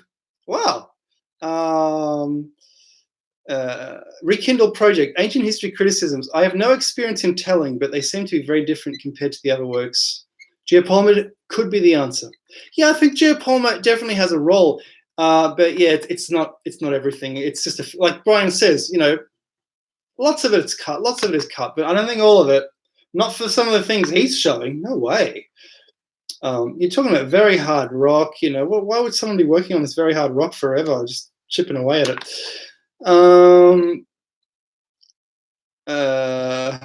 Olivia keeps saying hi. Stephanie says, Since Charles doesn't have a mod, just block her yourself and the chat's back to normal. Olivia, hi, I'm here. But Olivia, I'm reading the comments from halfway up or all the way up. I'm trying to scroll faster. Okay, here's a question. Ancient Mystery says, Doctor, those hieroglyphs depicting the apparent helicopter, UFO, and plane, is that authentic? Yes, guys. I think that is what we call statistically too much of a coincidence. That one, because you don't see it elsewhere. I think these are Egyptian versions of Vimanas, and the Vimanas are in heaven. They draw heaven on the walls of the tomb. I think they're Egyptian Vimanas. There would have been Egyptian stories similar to the Vedic stories because lots of Egyptians came in from Central Asia. Central Asians went in, took over India. They're Vedic stories. They're Vimanas, guys. That's what they show. Game of Thrones fan, Charles. Actually, guess what? Like a fan of mine who's a friend, he sent me the seasons 1 to 7 of Game of Thrones, and I stopped watching it. I think in season 2 when they started torturing that guy, I couldn't watch that. That's crazy stuff, you know. So I just, unfortunately, even though it has all the best British actors in there, I had to stop, you know. I just couldn't watch that rubbish. Yeah, sorry. So Steve says, pole shift is certain. You can verify it in some rocks. Highly doubt its plasma event, etc. Okay. Olivia, please stop. Okay, let's go. Olivia said, block me. Okay, Olivia, please. Odie says, do you believe in aliens? If yes, on the physical plane or another dimension? The Greys are another dimension living with us. They're living with us here. And that's not just me saying that. Dr. Jacobs, I think he's a psychology professor. He interviewed many abductees, and he said, look, they're all telling the same story. All these stories have the same elements. We've been invaded. They're already here. I think we should go further than saying we've been invaded to saying they've always been here. And maybe they've watched us humans grow up, grow out of the swamp, start building houses. Why wouldn't there be other dimensions? Other physicists talk about other dimensions. It's mainstream that there are other dimensions, so why shouldn't there be beings in these other dimensions? Dr. Blood says, hey, Charles, who invented chocolate? I guess the Mayans, right? They drank it all the time. That was their favorite drink. Hapgood's crustal displacement covers the continents in layers of mud hundreds of meters deep, so the populations are under there. Hi, Olivia. I've said hi. Daisy Paisy says, have you noticed Brian Foerster's jawline? There are odd photos of him holding the skulls with his head right next to them, and his jaw is very deep looking. So here's the thing, right? Brian Foerster is how old? 60, maybe nearly 70. He's an old guy. And as you get older, the ears, the nose, and the jaw, the whole jaw keeps growing. I mean, look at Stallone in his 30s. And look at him now. He's like, you know, it's huge now. You know, what's happened, you know, and the growth hormone as well, it makes it grow even faster. So this keeps expanding. The face gets longer, maybe because he's an old guy. But yeah, he's got a bit of redhead in him for sure. He looks like a ginger, doesn't he? For sure. Monaco says, I love your enthusiasm. Love yours too, I'm sure. Okay, ancient mystery. Oh, that's why it jumped up so much, because of all the high. Okay, ancient mysteries and modern innovations. Oh yeah, can you expound on the holographic universe hypothesis, please? Well, I don't know too much more about it, except here's the thing. Okay, so here's what's happening, guys. So, and this explains synchronisms and things. So you have a projector over here in the universe, and you have us over here, and this projector is projecting space-time events. And what's happening is the pixels are being scattered. And as they're being scattered, they get changed. And the pixels contain information, because there's information being projected in light waves, which is not being talked about by physicists. They don't know this. So what's happening is one pixel goes this way, one pixel goes this way, one pixel goes this way. Boom. 3 similar celebrities around the world die at the same time. And they were involved in a similar industry.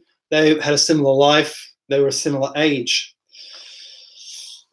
Bit of gematria as well. If you're looking at the 27 Club, the number 27 must have something to do with the way the pixels are being projected. If people are dying at age 27, or maybe that's due to the rotational period of the sun. They're dying just before possibly they're dying just before Saturn comes back. Maybe Saturn's blocking the signal because Saturn orbits on a 30-year cycle, so they die just before Saturn returns, and to block the Saturn returns. Saturn's interfering, possibly interfering with the projection signal. They drop dead.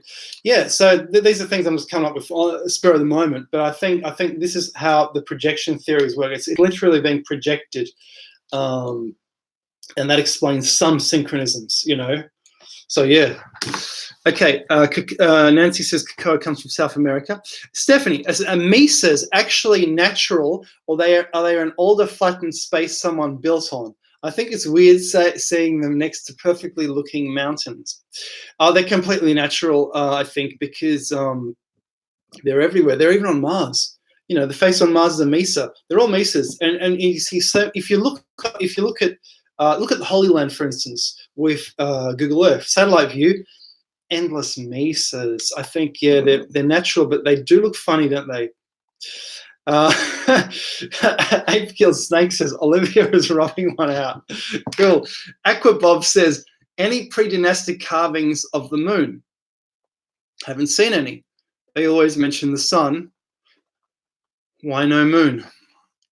Yeah, isn't the Apis bull standing on a moon, but it's always a crescent moon. The moon goes all the way back, but the funny thing is it's not a full moon unless it's, you know what, the Arton could be the moon. Because they say the Arton's not the sun. The Arton's not the sun because they had Ra.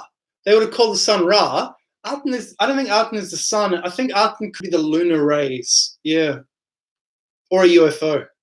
Or an orb. I don't think Arton is the sun. Why would they use a different word? Oh, yeah. Let's see. Sean says Brian Foerster is Lantern George, like a lantern, you know, like a Viking lantern maybe using someone's skull. Scratch says allegedly we only got this moon 11,500 years ago. Monaco says Olivia, I will delete your channel. Nancy says aliens are not letting Charles broadcast tonight. What's happening? Is the signal that bad? Dr. Blood says, did the ancient Egyptians have chocolate or potatoes? Because they definitely had tobacco. Yeah, you know what? They probably did have potatoes because potatoes, I think, were found in Turkey before Columbus shared it with the Egyptians. And here's the thing, guys. So apparently they fed the Egyptians on garlic and onions. Are there any calories in garlic and onions? No, there are no calories in garlic and onions. Why would they have bothered rationing this stuff out? This doesn't make any sense. The onion might have been a potato. Just an idea.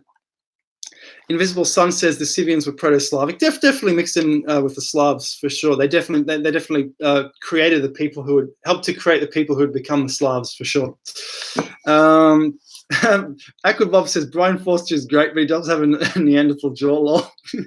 Well, but that's why he's so smart. I mean, Neanderthal, and he has this interest. You know, Neanderthals.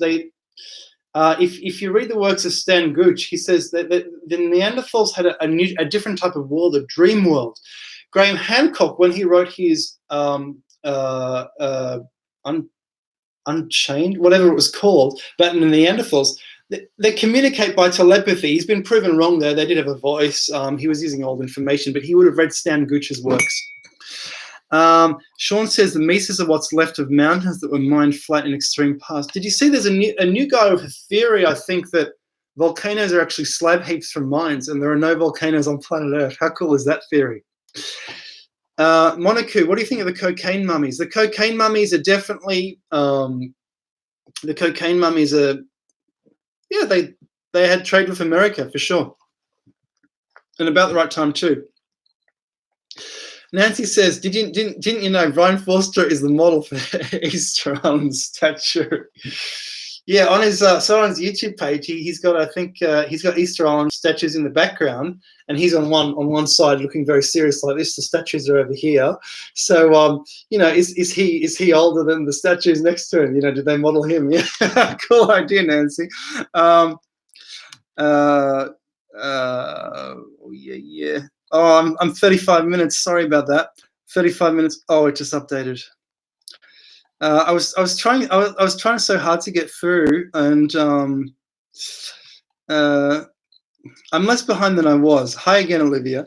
No, okay, let's go down. Oh, yeah, okay, I'm nearly at it. Oh, hi, Rufus Cat. Rufus Cat says, I'm doing an American Dolmen tour next year in my RV. So check out Rufus Cat 2's channel. He's got a few, unfortunately, they did some copyright strikes on him, but he's got a good YouTube channel, Rufus Cat 2. And he interviewed me a few times.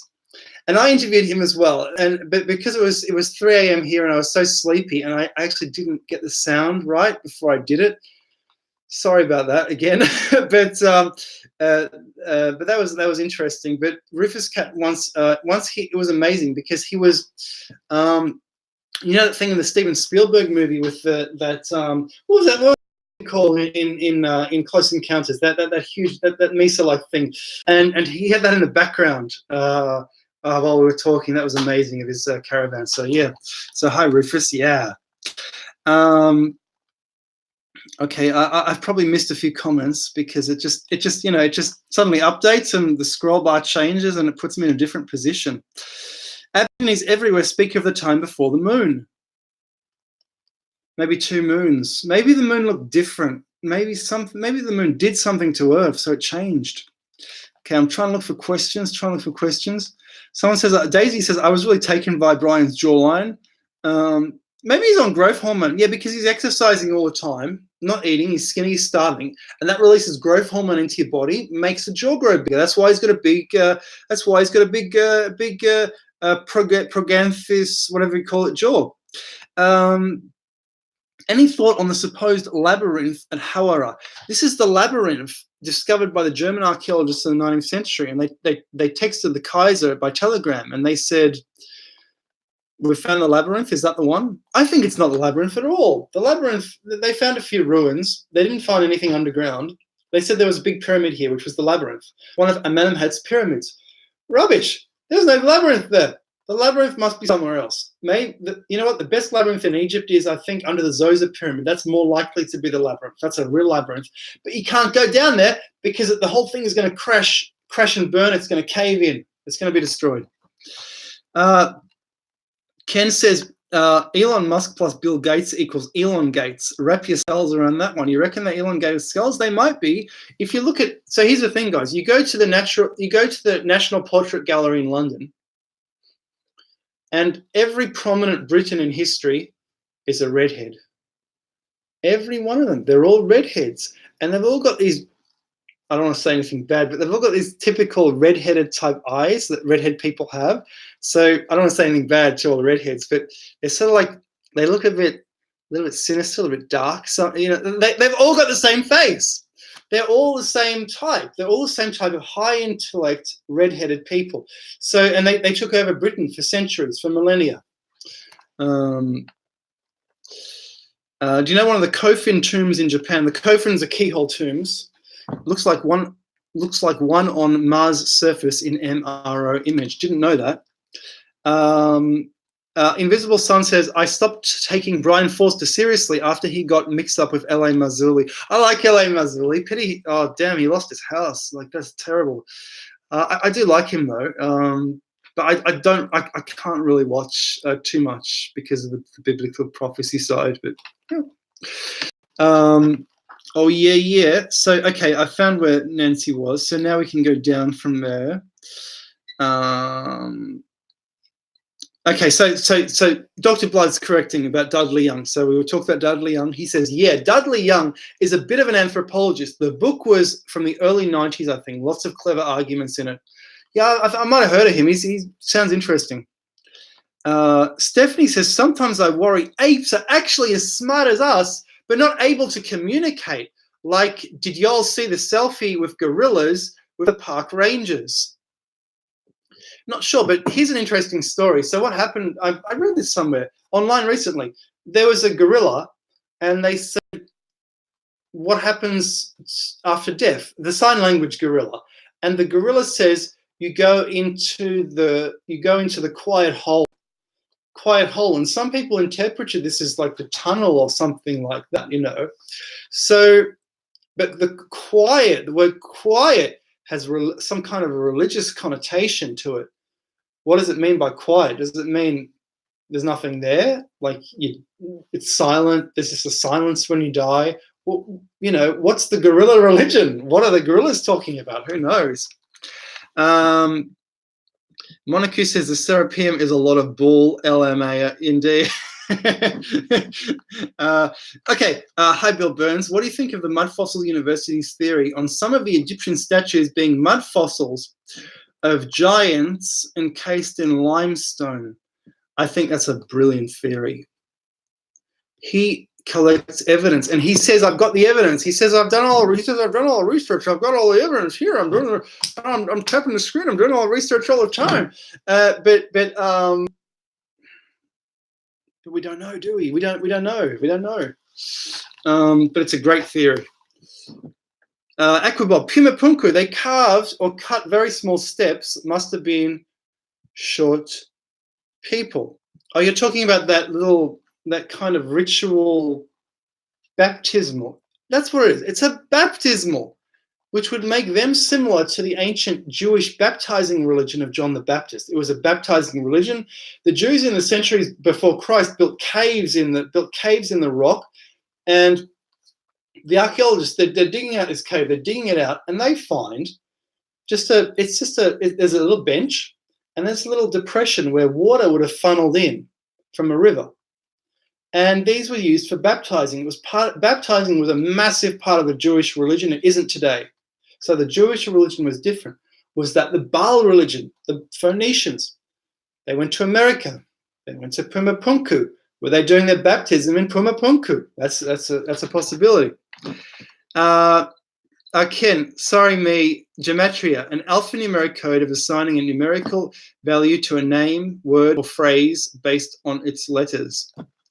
Yeah, I think it works by the synchronism laws, maybe, if it works. Yeah, I'm sure it would. Stephanie Mullins, I've been trying to find the designs on the stones at Göbekli Tepe with anything in America. Are you trying to compare them? People have compared them to Easter Island, haven't they? That's weird. Sean says, Star Trek Voyager episode, Distant Origins, the dinos were on a planet in the Delta Quadrant that left Earth. That's a bit of a stretch, mate. Lots of these, but these dinos are birds. We're sharing DNA with birds. I'm looking at birds out the window right now. We're sharing DNA with them. We walk on two legs. We have two arm-like, wing-like things. We're so similar to birds. And they say birds have human intelligence, you know. We have bird intelligence.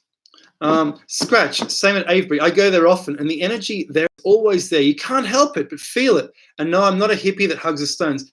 Me neither. I was at Glastonbury, and I was asking people, where's the chalice well? There's a hole in the ground. You open the door, and there's the Holy Grail was found in there, or something like that. That's the home of the Holy Grail.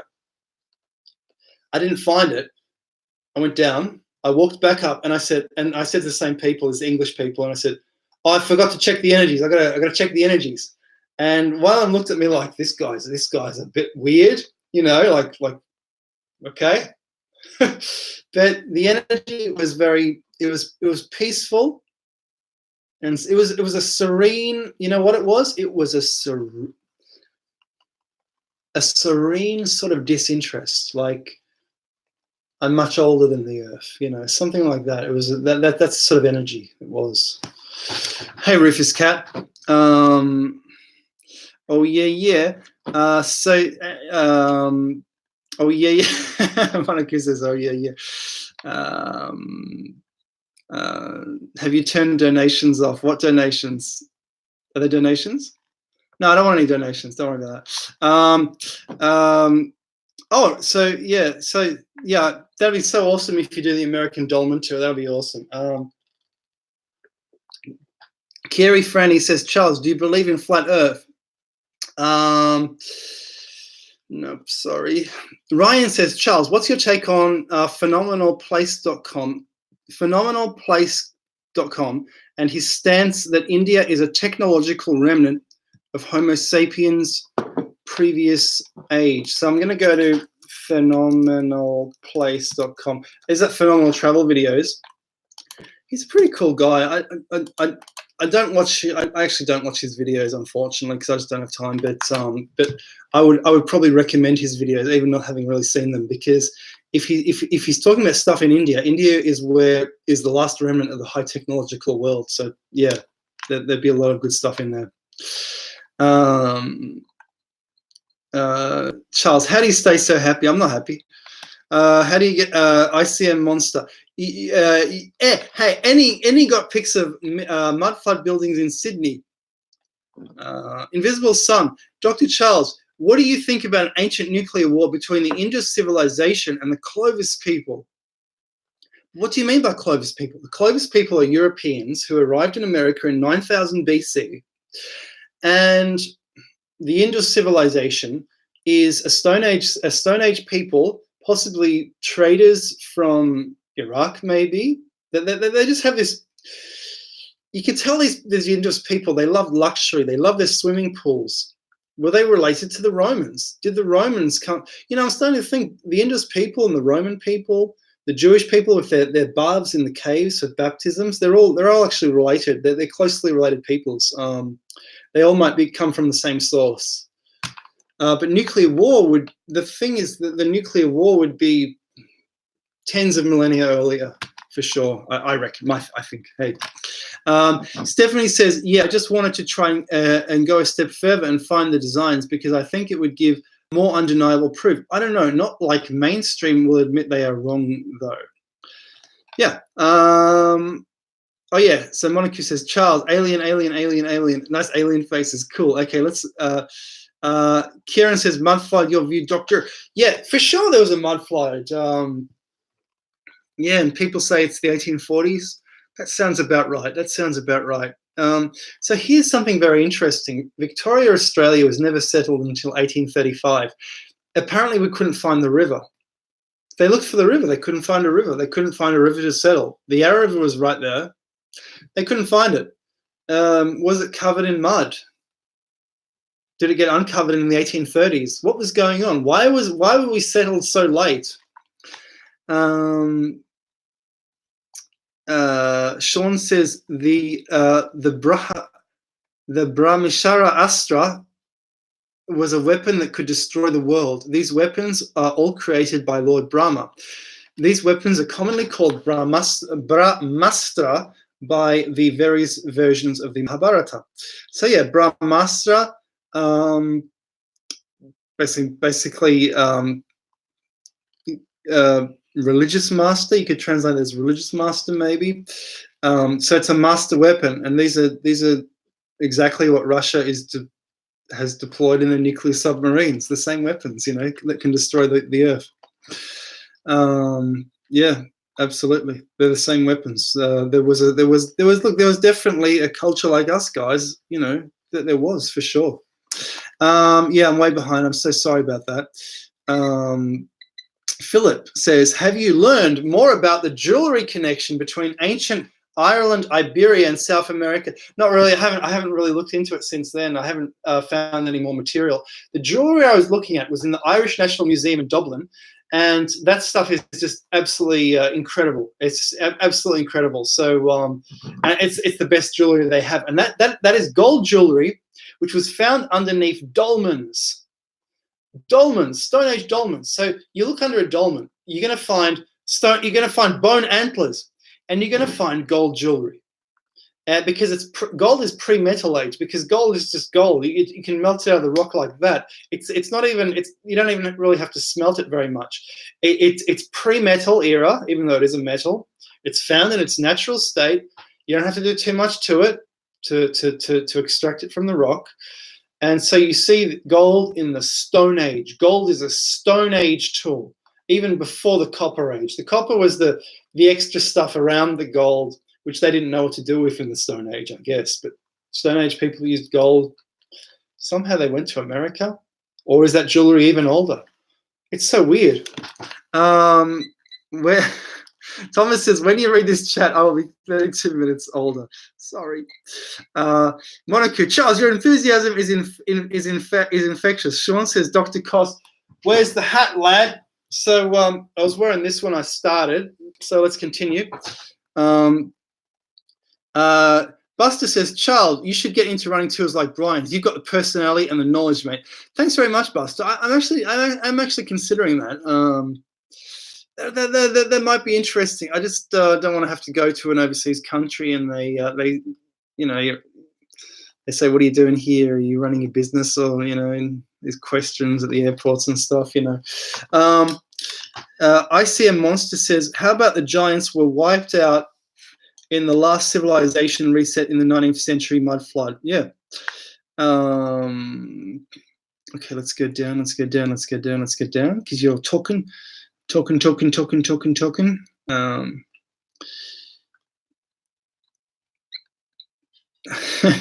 Money for nothing, chicks for free. Invisible Sun, the Anunnaki took all our gold and only left enough gold to fill a warehouse. Fizbo says, 42 is the answer to everything. Love Hitchhiker's Guide. Grundy says, hi, Olivia, and hi, Grundy. The one proton theory again. Looking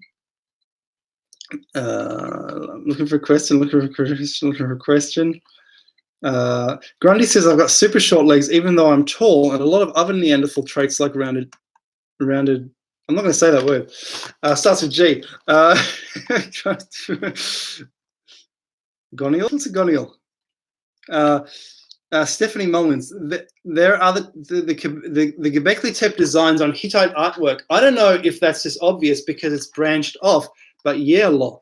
That's so interesting because that would imply a cultural link between Göbekli Tepe and the Hittite world of the second and third millenniums BC. Second millennium BC is Hittites. They were a feudal people. They were a Roman people. The Hebrew tribe were mercenaries who worked for the Hittites. The Hebrews might have been Hittites. The Romans literally were Hittite people, in part. The Romans were Italians, plus mixing with people coming over from the Hittite Empire, and they later forgot the name Hittite. They looked in their ancient history, they found the name Trojan, and they said, we're Trojans. But the Hittite thing was all about feudalism, property, money. They were pure Romans. The Hittites became Romans. Yep. And then when they built the Byzantium, they went back to their origins, back to their older Rome, back to their Troy. Blah blah blog says all knowledge comes from the sun. Awesome. Thomas says Grundy, you're a hobbit. No, I don't think Grundy's a hobbit. He's a nice chap. Okay, I'm looking for a question. Alin. Oh, why did it do that again? Someone said energy comes from the sun, but it's all disappeared now. Okay, I'm going to look for a question now. We'll finish up in about 15 minutes because my head's going to sleep. But, oh, yeah, Katrina says a Crebo answer. I answer the Crebo. Have you got more information?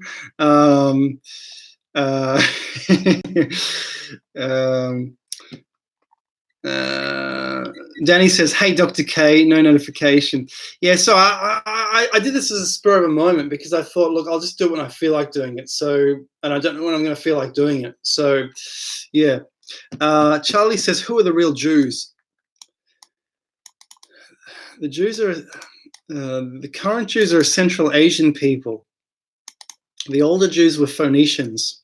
Whatever the Phoenicians looked like, however they looked. I get the feeling the Phoenicians looked very much like British, like Welsh kind of British people. I think they had that look to them. Or they looked like Libyans today. Though Libyans today look a bit like the British people as well. The curly hair, some Welsh people have it. I think they were the Phoenicians. And they mixed with the people coming in from Central Asia who kept invading the Holy Land, taking over, forming new empires. All these ancient Middle Eastern empires, these were all started by people who coming in from Central Asia, conquering the previous empire. The Persians were like that. They came in from the north, and they in turn were conquered by more people coming in from the north, the Parthians. Okay, level 90, you're the best. You're the best too. I see a monster, giants in Antarctica. Don't know about that. Yeah, see, Antarctica is such a problem because how can you even talk about Antarctica when it was under ice for so long? It's such a problem for me. Flam Af, all these people, they talk about Antarctica. Unless there was a massive cataclysm on Earth and it was somewhere else. But they say, here's the thing, the geologists say Antarctica was always where it is. So what's going on, guys? Oh, yeah. Sean says, all the Irish women in my family, my mum, grandmum, aunts, are witches. They know things before they could. I'm not joking. Very deep people. You know what? Because the Irish, I think the Irish, being very softly spoken, very polite people, like the British people, this is a Neanderthal trait. It's a Neanderthal trait. Neanderthals, cautious people, thoughtful people, telepathic people. And this Irish thing, they've possibly inherited some of this. It's like a family connection. The family is strong. The family is big. The family is the telepathic unit. Yeah, and Irish people know things that other people dismiss. So the Irish people will not go and visit a fairy ring, which is a circular type of castle in the countryside. They won't go there. They might live there their whole life. They won't go there because the little people will come and kill them. The little people will destroy the rest of their life. They just won't go. Even if they're educated, they won't go. There's something in their consciousness, something from the past, something. I think it's a Neanderthal thing. It's not a primitive thing, it's an advanced thing. Maybe, and the rest of us aren't seeing it. You know, other people will go in there and massacre the ruins, you know, and look for some gold, you know. Yeah. Oh yeah. I apologize. I'm gonna have to miss so many comments. Invisible Sun. I hope Brian Foerster isn't watching this. I'm sure he isn't. I get the feel. I really get the feeling Brian Foerster is interested only in Brian Foerster things and his own research because he's just so busy. Lethal Outdoors. Aboriginals migration out of Australia. Come on. Hey, that's a theory of Stephen Strong, that we came out of Australia because we have earlier Cro-Magnons here than Africa. Frankly, I think we don't know yet. And he was actually saying we don't know just yet where the Cro-Magnons come from, but they don't come from Africa. And they can't come from Africa, guys. Tell me how the earliest humans have always been in Africa, and yet they never killed off all those giraffes and all those megafauna. Obviously, Africa was inaccessible to humans until very recently. Then some humans entered Africa, some tall Cro-Magnons entered Africa. They mixed with the other people who were there and they became the modern Africans. I think that's what happened, guys. But then there's a question of why the Neanderthals are not mixed in with them. And that's a question that's very difficult to answer. Really difficult to answer, guys. If someone can answer that question, like, wow. Oh, yeah. Terence McKenna, you're talking about Terence McKenna. You're talking Mud Flood. Invisible Sun says Neanderthals gave us religion and philosophy. Certainly, this might sound bad, but some of the people with more Neanderthal features tend to be more religious. Yeah, I think, but not always. Maddie says, have you heard about the discovery of Alexander the Great and the Egyptian goddess Cleopatra in a tomb together in Jordan 3 years ago? No. Really? Alexander the Great and Cleopatra? No, I haven't. Oh, yeah. So Stephanie's confirming what we said earlier. There are Göbekli Tepe designs on Hittite artwork. I don't know if that's just obvious because it's branched off, but yeah, lol. Yeah. Okay, so we're going down now. We're going down.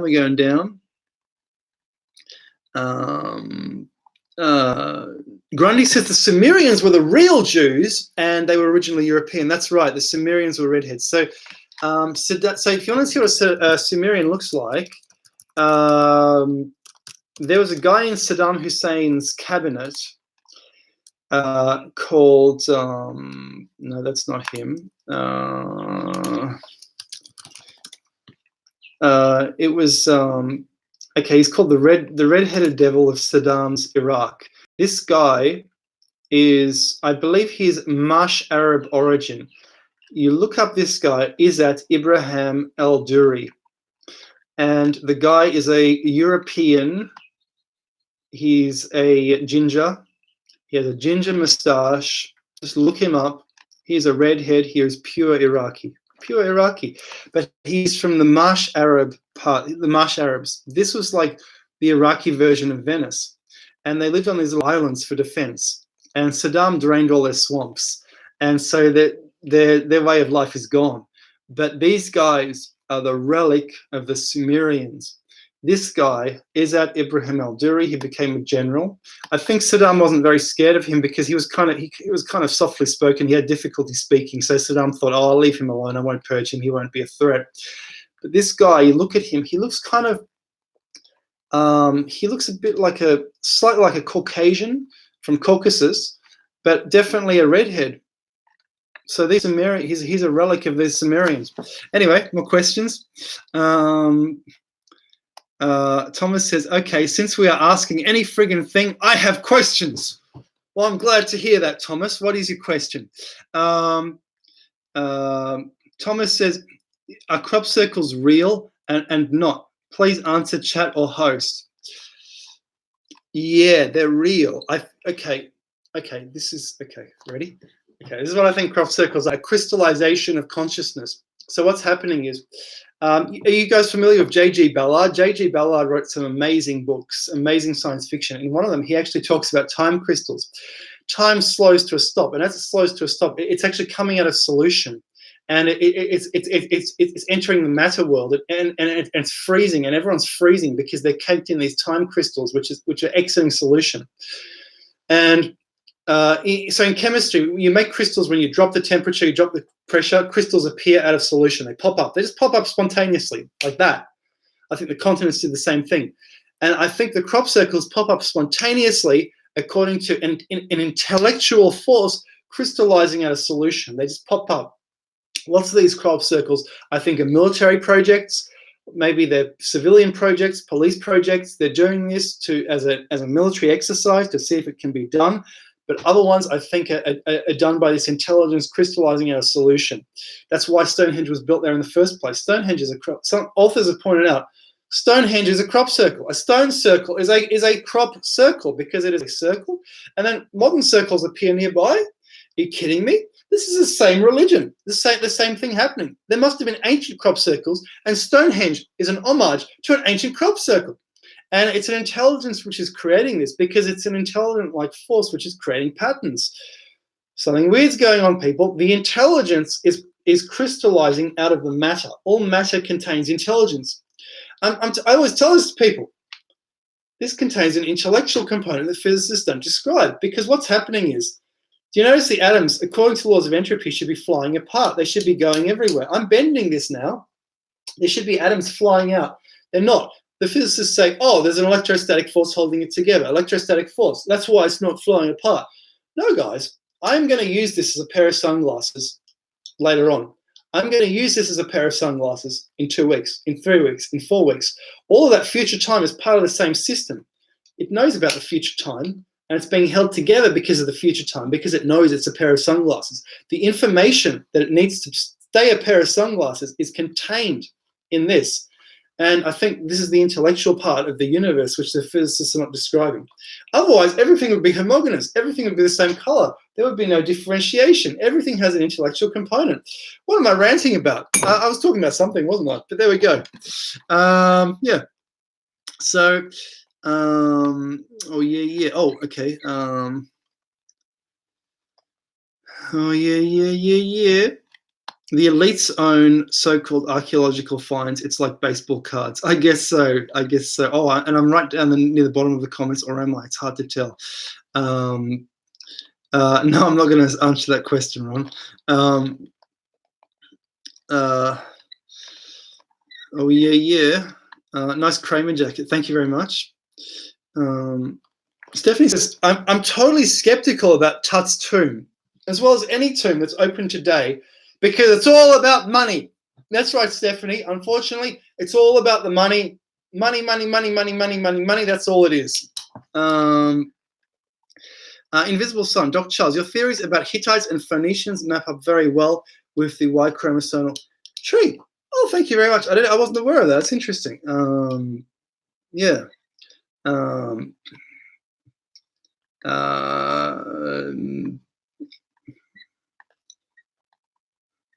Oh, yeah. I'm looking for a question. Thomas reminds us that we're 15 minutes behind. Grundy says the Romans did say they come from Lydia. Lydia. I don't know. That's the southwest part of Turkey. I don't know why everyone disbelieves that. Indeed, why should we disbelieve that? And if look at the one of the best early Roman books is Virgil's Aeneid. This is the best book. It explains the early Catholic religion before it became mixed up with Christianity. The Romans were Catholics. All the stuff that's happening in the Vatican and Rome. That's what the Romans were doing before they became Christian. All these rituals and things, the white robes, the robes, the Egyptian-like hats. It's all pre-Christian stuff. It's amazing.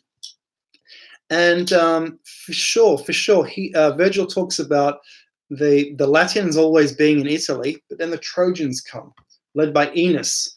And Aeneas is fed up with the Greeks. He can't settle on the east side of the Italian peninsula because it's all Greek cities. So he sails around to the far side and he conquers a small tribe of Latins. They take the women and they found they found Rome, and this becomes Rome. Oh yeah. Oh yeah. So the iridium layer. Invisible Sun says the iridium layer in North America could be a leftover from a nuclear war. A nuclear war or the Ice Age. So if I search for iridium layer, this is something described in the cycle of the book Cycle of Cosmic Catastrophes, and it's known as the iridium anomaly. Commonly refers to an unusual abundance of the chemical element iridium in a layer of rock strata at the Cretaceous Paleogene boundary. The unusually high concentration of rare metal like iridium is often taken as evidence of an extraterrestrial impact event. And guess what, guys? I'm looking at the Wikipedia article, and there is no date. It talks about one at 66 million years ago. It does not talk about the more recent one for the 10,000 years ago event. There is another iridium layer. Yeah, it talks about the Cretaceous Paleogene. Yeah, so we're talking at the end of the dinosaur period for that. But yeah, there was another one during our recent ice age. Oh yeah. Lethal Outdoor says, Charles, please, you've missed all my questions. What do you think about Aborigines migrating out of Australia?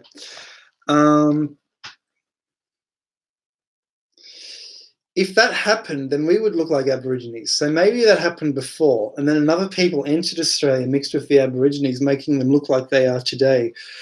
That doesn't strike me as true for that reason that I've just said, you know. I mean, yeah. Tom says, Charles, I think when the gorilla said quiet hole, it just meant a grave. The gorilla probably observed a person or animal being buried at some stage. I think you're probably correct.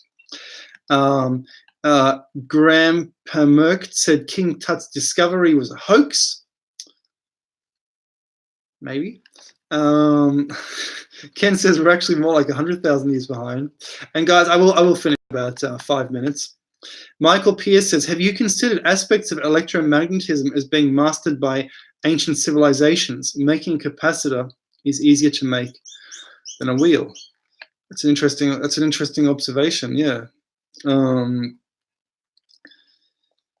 yeah. Thank you for the updates. That we're 24 minutes behind. Yes.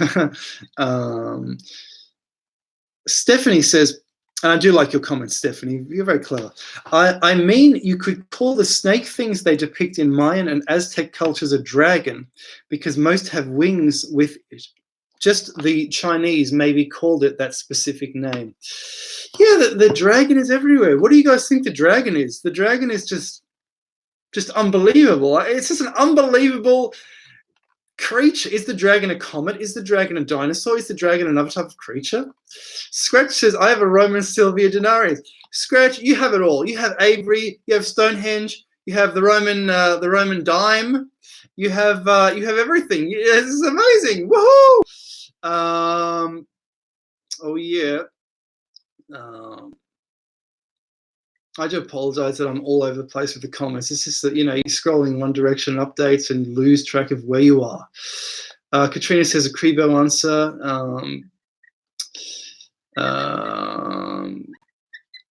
Sean says, Dr. Cos, have you ever heard that the Knights brought the Ark to America and it's in Arkansas? Well, that's a very interesting. Is that why it's called Arkansas? That's and Ken said Arkansas of the Covenant. That would be cool. Yeah, that would be cool. I have not heard of that theory. I'm sorry, and that's a new one. That's a new one. Stephanie says dragon's real. You'll see that fossilized dinosaur they found that still weighs almost as much as when it was alive. I was looking for wings on it. I'm not sure about that. That's interesting. That's fascinating. Let's see. Stephanie says the birds definitely look similar at both Easter Island and Tepe, but I think that bird worship was later on. I think you're correct. In fact, that's official information. They say the bird worship was, the Birdman was apparently a religion of the short ears, whereas the long ears had a different religion, which was more in line with their megalithic building projects. Oh yeah. Okay, now I'm going down. Apparently, so Grandpa said Howard Carter was a con artist looking for $1. He was looking for $1. Was he exploiting? And I have to say, was he exploiting Lord Carnarvon? It's certainly a possibility. Howard Carter, you know what? He's a bit dodgy. He was a bit dodgy for sure. Oh yeah.